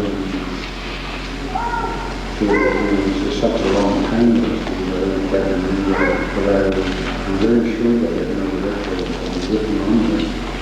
I was supposed to explain the section things that could be about it. No, I didn't recall anything like that. So did anybody ever draw your attention to these words? Not after that. That was the first and last time I ever seen it. Those are all the questions I have. Mr. Chairman? Okay, I have no questions. Mr. Prentice, Mr. Belgrade, do you have any questions of Mr. Miller? Okay, if there are no other questions,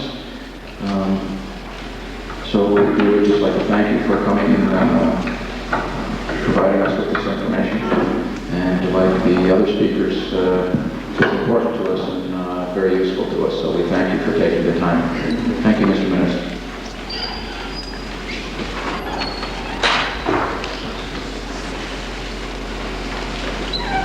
Council, do you have a final witness for the day?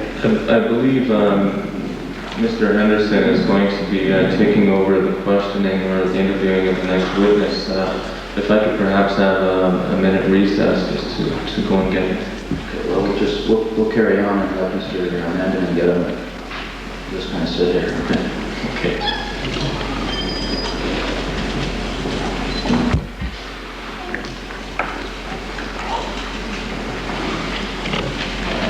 Perhaps you could, anyways, identify the witness for us. I'm sorry, it's Mr. Jacob, but I'm not sure of the first name. I believe it's Sam.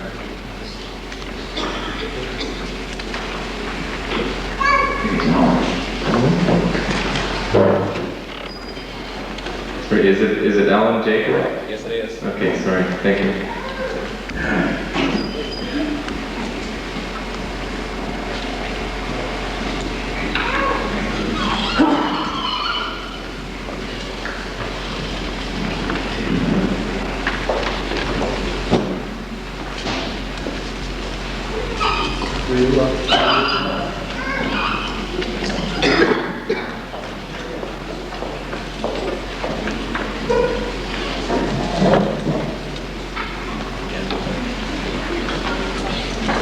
This must be going to be good. We're running first team.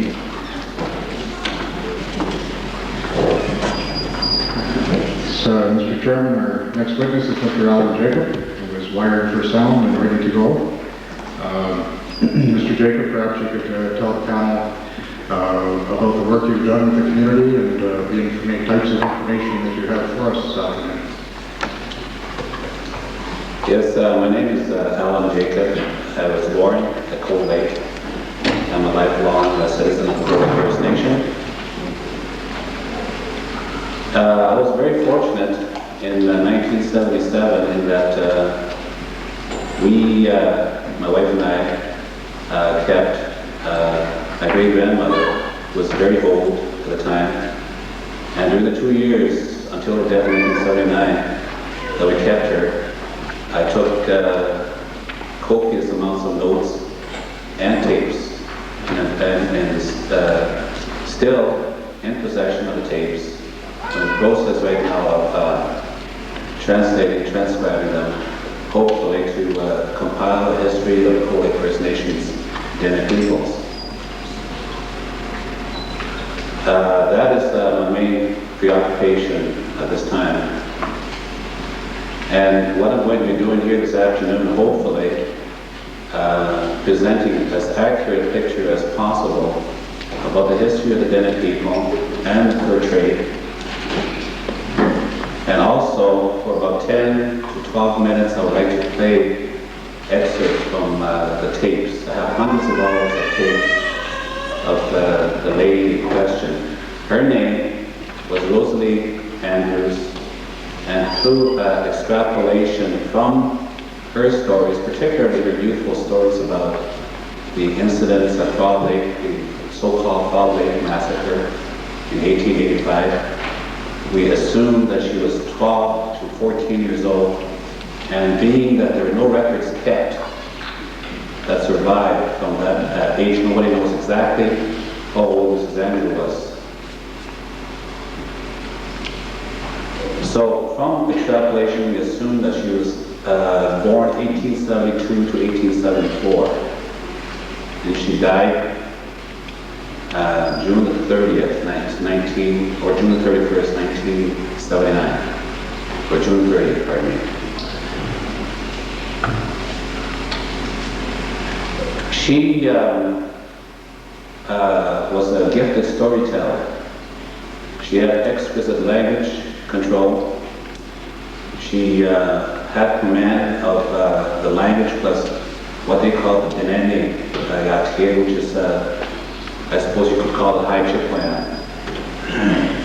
And when I play her tape, I'm going to pause it every few seconds for the translator to catch up to her, because she does speak very fast. although she does speak eloquently.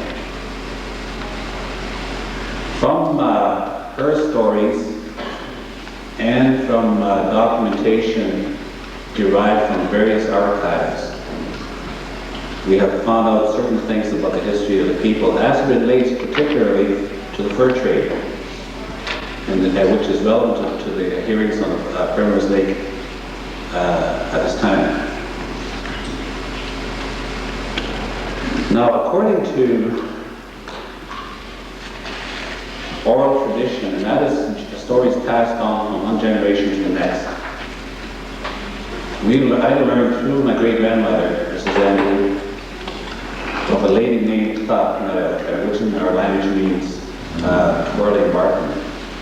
Translated her loosely, twirling Martin, who was allegedly the first Dene person to meet a European.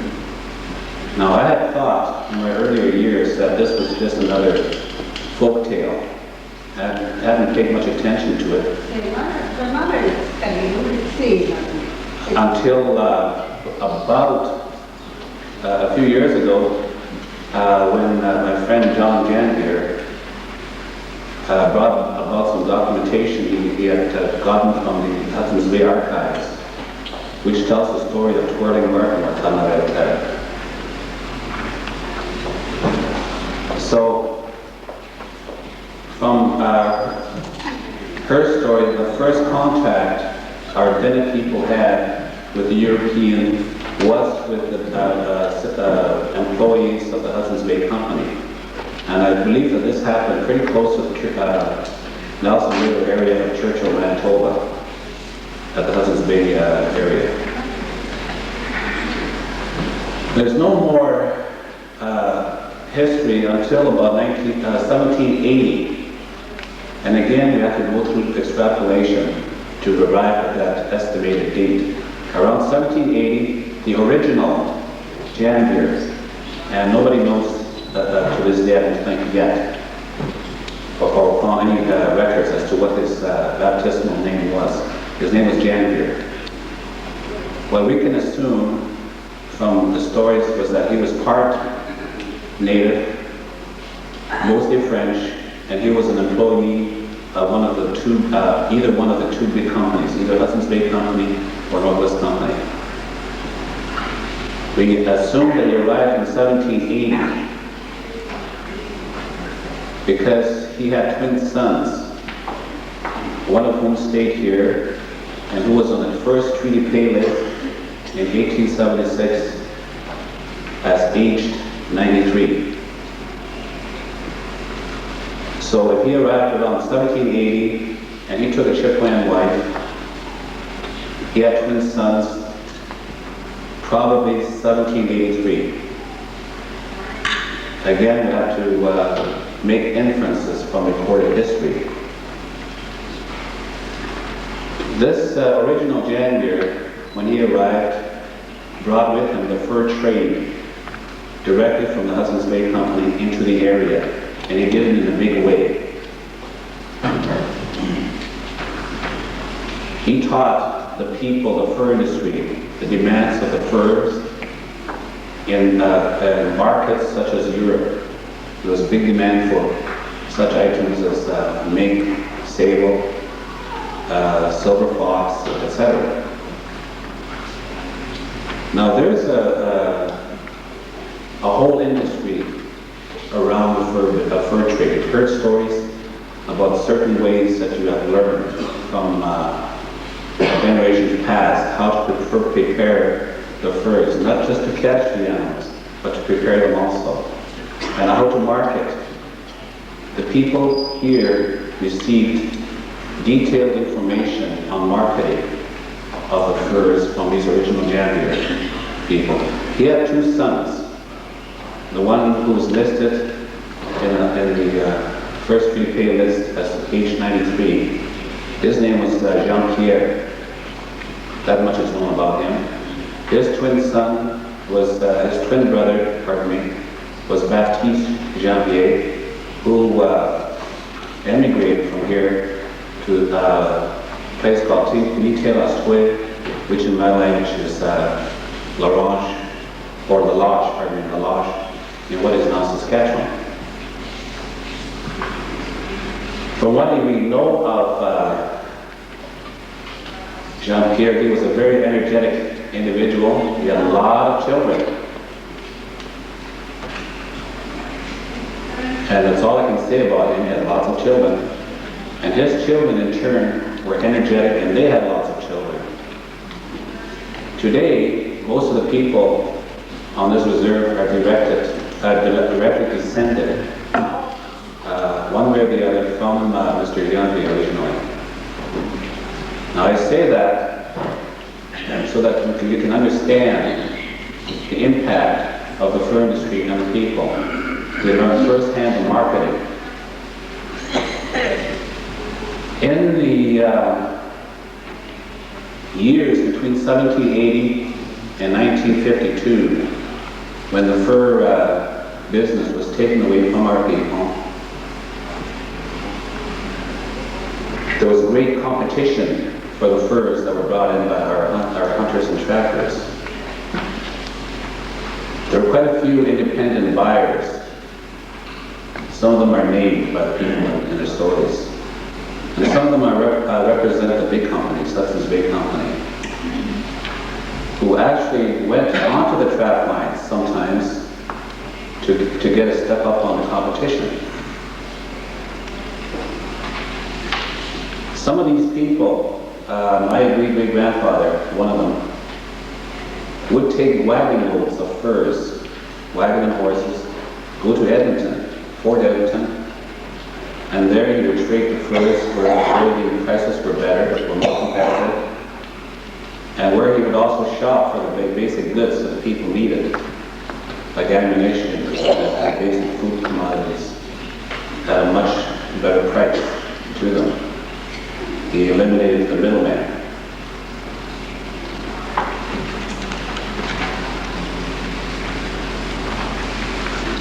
Our Dene people were the masters of the forest.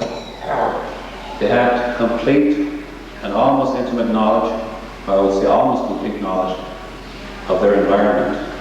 My great-grandmother told me that the Creator never built anything haphazardly or just for the fun of it. When the Creator made something, he had a reason for it. In Granny's words, there's no such thing as a weed in God's garden. People knew about this inherent environment that they lived in, totally almost. Or as much as it's humanly possible, they knew, they'd be adapted to it. They knew about the foods, the edible plants, medicinal plants and herbs, and the creatures of the forest,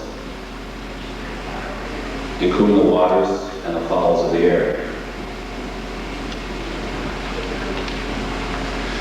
So with this knowledge, this was a prime gathering area employed by the fur industry. People had the knowledge of the animals, and all of a sudden they developed, from about 1780, a knowledge of the fur industry and the fur markets. That, in a sense, that will summarize very briefly, in a nutshell, the history of the people in this area. And that I did to kind of put that as a prelude to what we're going to hear next.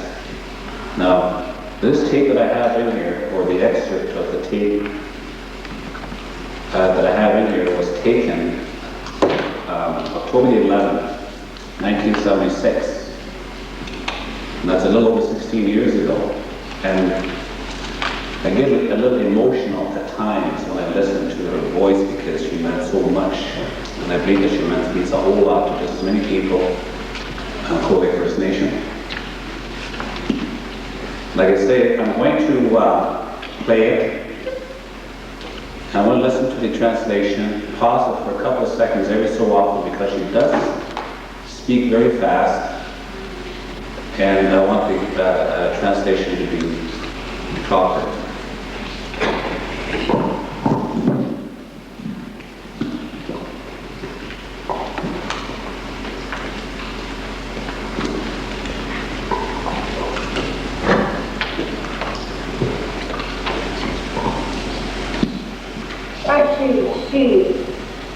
Si l'impegno del mirante nervoso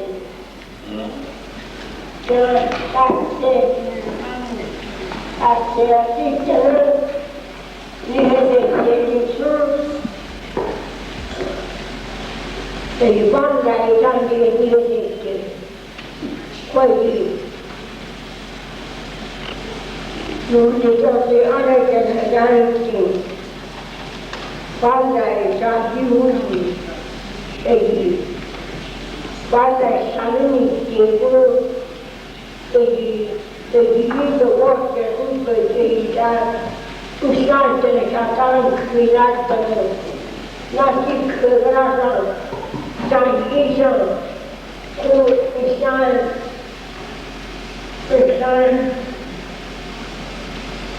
piccola come giusto e grande cosa gli dà giusto e diciamo che sorella e benissimo Daniele poi devo fare un studio di tanti come richiede della segretaria o un salvo di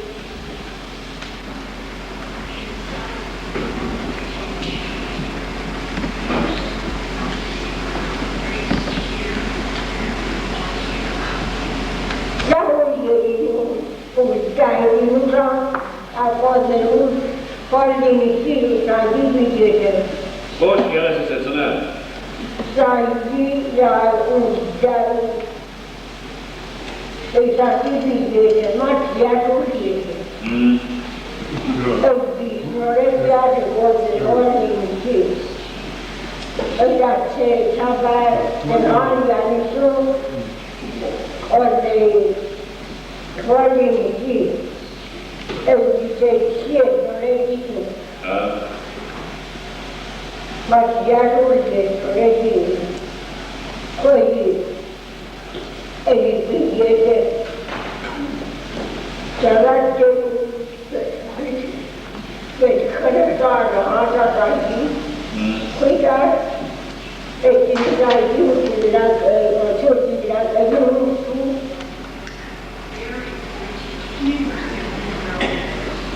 perché già e già di un sorteggio, già qui. Poi non è che non c'è che oggi e se ne dirà così dirà e di già di già di conto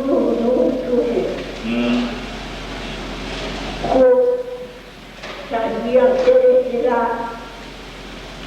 cosa vedere molto dalla interazione e se trave l'anima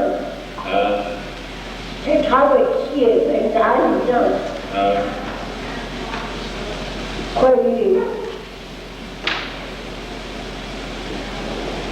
sapere a sorelle care le strane care sunt inviare poi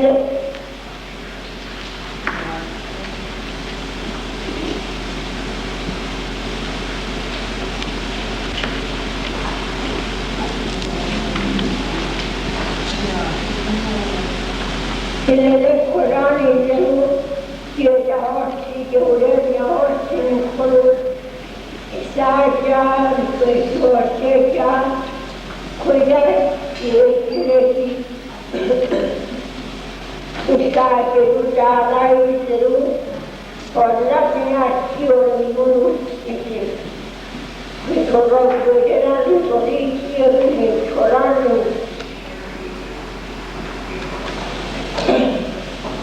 Hallelujah, exactly what you do in the hearing na putani leu o querido hindu da kirana idene e very cidade da kinda e de grani e querido ya ta coita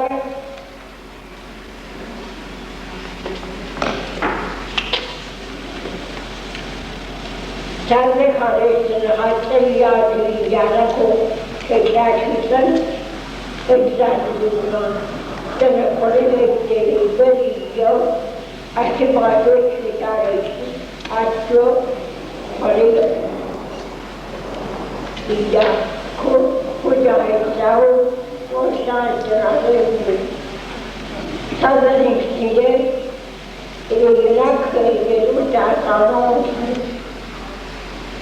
Every other was on life.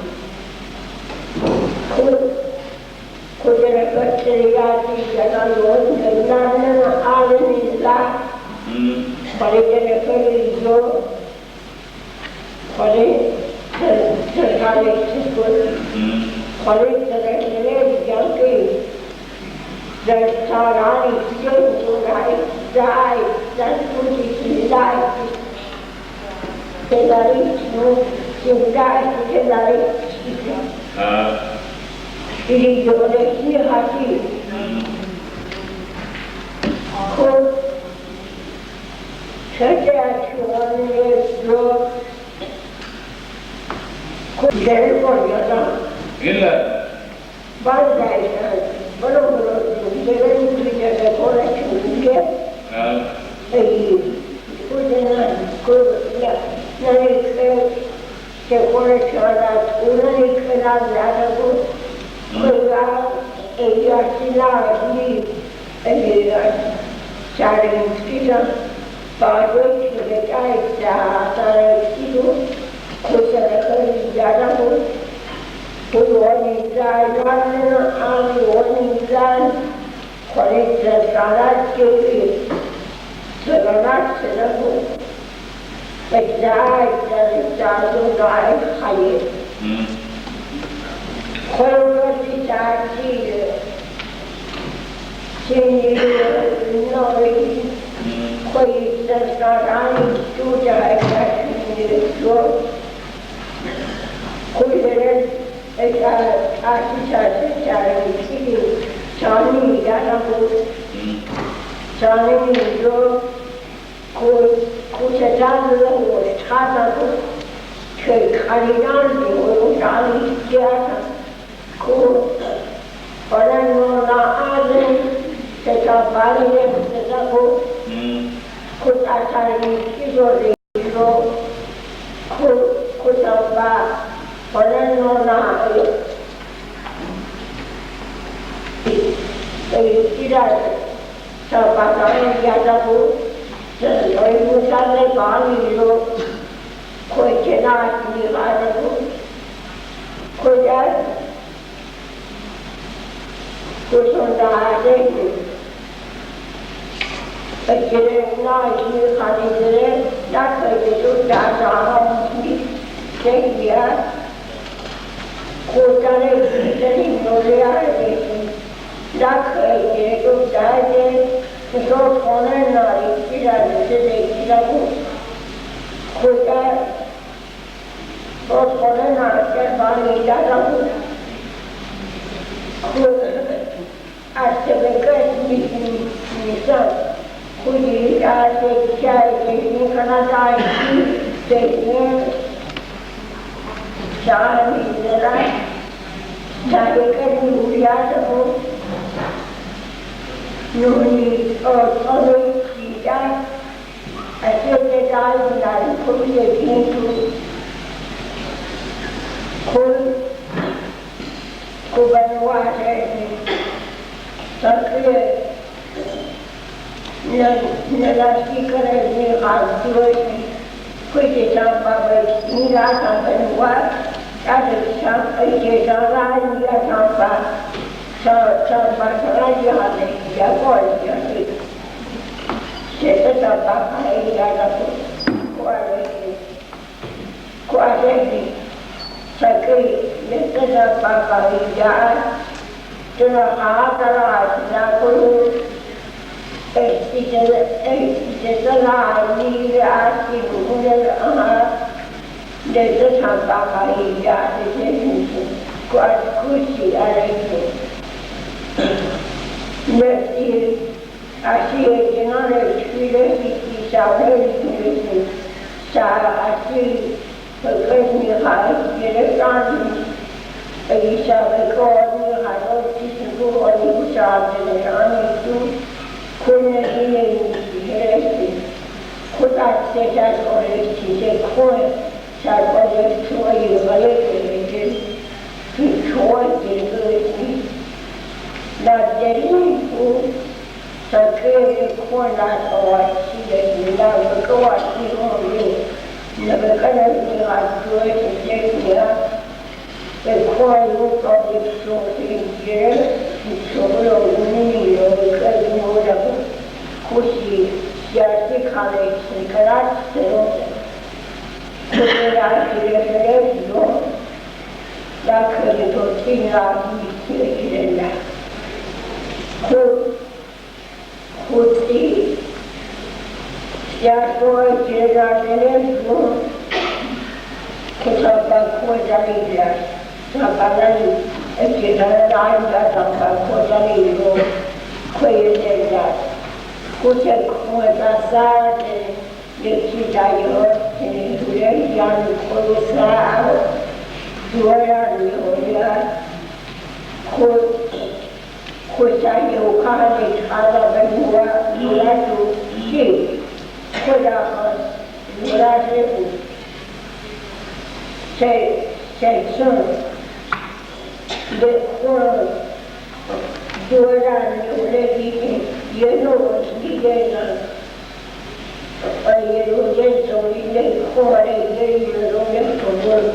so dia kuat dia dia I think there is a music discussion. Not like music and only never Kuba jadi aku baca kata pun apa dari dana solar dengan ani ku baca jadi aku kuba ni aku Nukat di orang-orang dan kultura dunia adalah kultur. Kultura umum. Ayat orang dari dia kultur bani ada kuji dia di dalam pada itu. Kuji kekor jalur itu. Orang jadi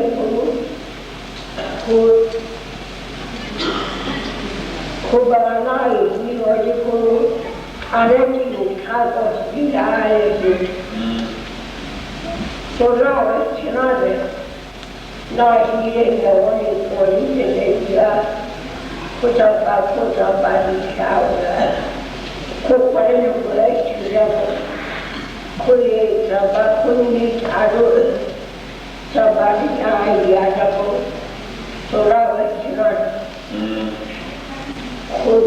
berkuat kerjaan ini pun nak jadi ini dia jalan lupa.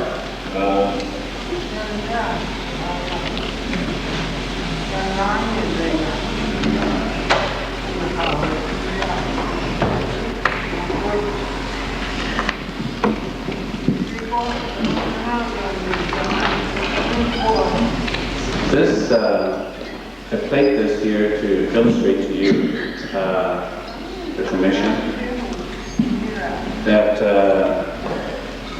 fur industry was very integral to the economy of the area, and it fit in through the generations to eventually where it supported the economy of the people.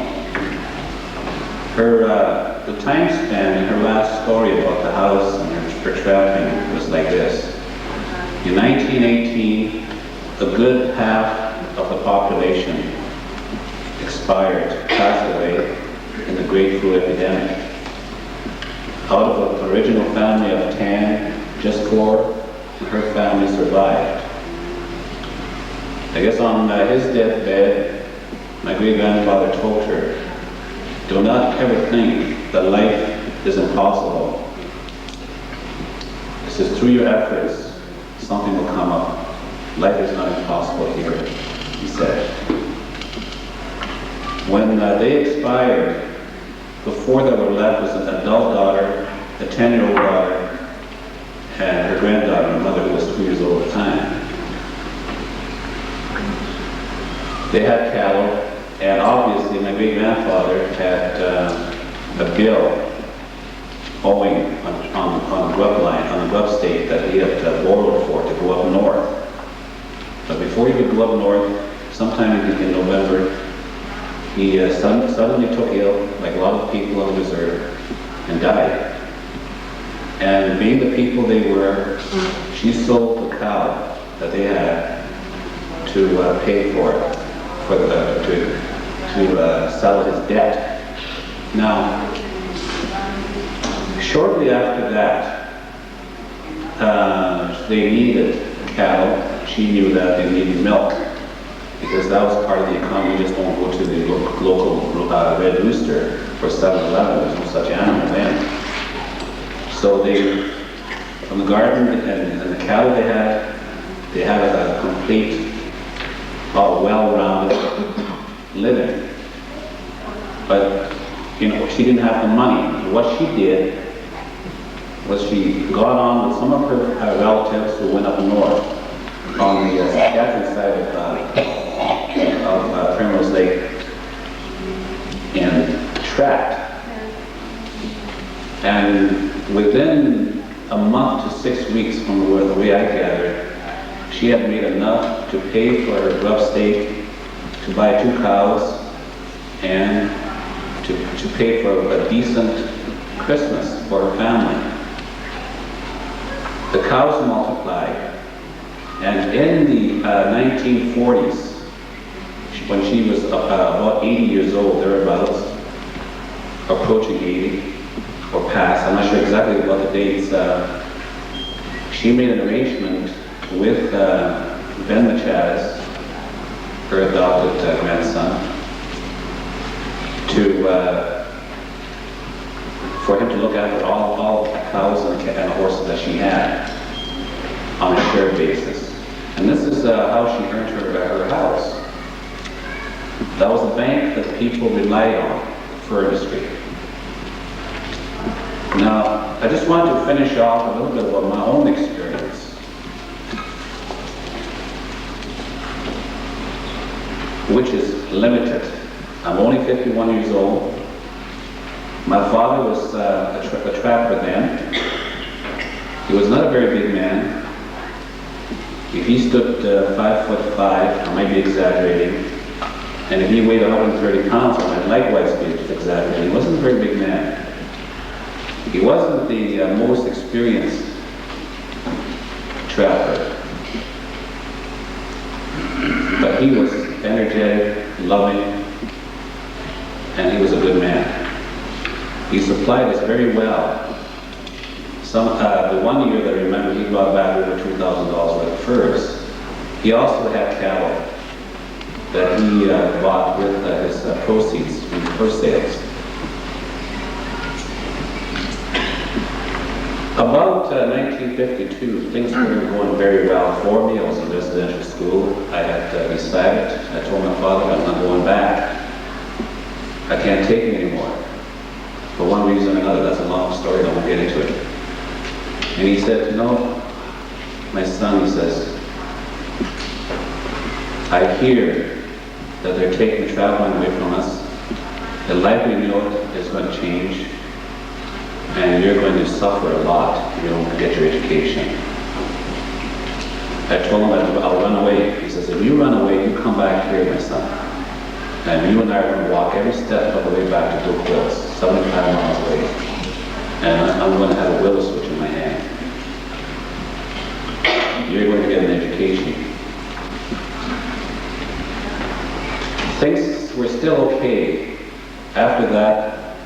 things started to fall apart. My mother and my dad would tell me that after the kids left for residential school, it was really difficult because they had nobody to look at them but themselves. Almost like their purpose for life was gone because they could no longer practice their livelihood. They could no longer go back up north. Now, in my young eyes, he was my idol. To me, he was a hero. I looked up to this man. All 5 of him. I loved him dearly. But that was his simple symbol of manhood.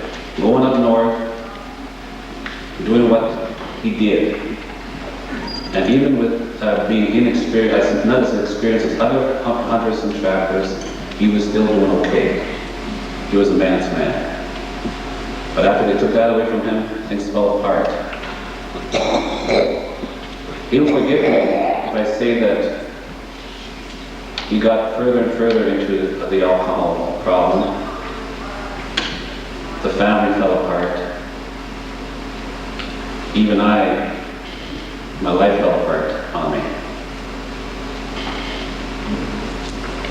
This is an illustration that Fernless Lake was everything that people needed to practice livelihood, to be a man. When they took it away, they literally emasculated my people. Things fell apart. My father had cattle. Little bit by little bit, the cattle disappeared. The implements that he had bought, they also disappeared. And nothing is left of his homestead now. With that, I thank the Commission for entertaining us, for entertaining our stories. And I'll end here. And whatever questions you'll have, I try to answer. Thank you. Thank you, Mr. Jacob. I'm sure that none of us expected to have a direct connection with the 1870s. When we came up here, we would have expected that that was probably impossible. I'm sure that many of us wish we could have been here 15 years ago. And a lot more information could have come from that extraordinary source. When you told the story about going to get some money to pay off the debt and get a few cows and things like that, I had the sense that in the way that you told the story, that it was almost unusual or an extraordinary thing for Mrs. Andrews to have gone up into Fernless Lake. I'd like you to comment on that because I suspect that's not the case. No, I don't think that it was an extraordinary event for the times. These people here were very hardy, including the women. And I believe that Mrs. Andrews, my great-grandmother, was no stronger or no better willed than any other woman in the area, but she had to. And from her story, she said it was cold, but to me it was like nothing. To her, the ends justified the means. This was a way of life, and they lived it. And I take it from the story, if I understood it correctly, that she herself did have the skill and the knowledge to do the trapping to get muskrat. She was doing that herself. The other people in this room could probably answer the question better than I could, but I assume from her stories and from her talking about, and other stories too, about her experiences with her husband earlier in the fur industry, that she was just as skilled as a woman could be in those days. I wonder, when you talk about the story of the Frog Lake Massacre, and you were able to make an estimate of Mrs. Andrews' age from that story, could you tell us a little more about the connection between Clove Lake and Frog Lake? And I think that was just about the treaty time too. Is there a tradition, or is there something that Mrs. Andrews told you that would connect those three events? Mrs. Andrew has a complete story, as complete as she can remember as a 12, 13, 14-year-old young lady of what happened in 1885. From what I can gather from her stories, we'll have to go back to the Plains tribes and their dependency on an environment based on the buffalo. The buffalo was virtually annihilated in the 1840s through the 1880s. It disappeared. Now history has it that there was mass starvation in the Plains area. And this was one of the original mitigative factors that launched what happened at Frog Lake. Plus, whatever else happened, like the aggressiveness of certain people, the arrogance of certain people, including some of the clergy. Now, her stories say that when the event happened, 3 or 4 riders came from Big Bear's group as emissaries, saying that we are in need of your people. This is a time that we need you and you will come now. Without getting to the story, what happened was that there was a travel after the event, after the killings had happened, in May towards Frog Lake. And there they were involved in the surroundings with skirmishes with the Alberta Field Force led by General Strange.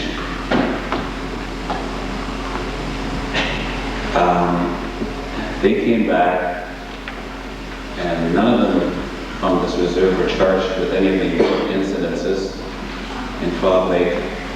And I believe that about July 1885, about 2 to 3 months after the incident, the major incident at Frog Lake, April 2nd, that the Coal Lake. Is there a connection between Frog Lake and the actual treaty signing? Only in that the people in Frog Lake felt, and this is not just all, there were 3 or 4 tribes in Frog Lake. One particular group, for instance, Big Bear's group, felt that the government of the territories, or government of Canada, on behalf of the territories, did not live up to the obligations they had promised within Treaty 6. But that was only part of the reasons for whatever happened. What happened was mitigated by these circumstances I was talking about, initiated by 2 or 3 different peoples only. The Treaty 6 boundary, the northern boundary of Treaty 6 passes very close to Coal Lake Reserve. It does. Coal Lake is the only Dene nation within Treaty 6. I believe there are 52 nations, Mr. Belkar will know this, within Treaty 6. He's not volunteering. No, he's not. We can certainly check that. I'm sorry, I didn't mean to interrupt your narration, but the northern boundary in fact passes quite close to Coal Lake, and you're saying that Coal Lake First Nation is the only Dene nation in the entire Treaty 6 area. Yes. Primrose Lake itself, as I understand it, is north of the Treaty 6 boundary.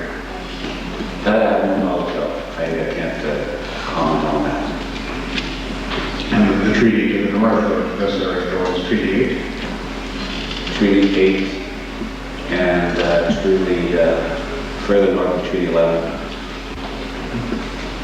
And I believe Treaty 10 to the northeast, or to the east.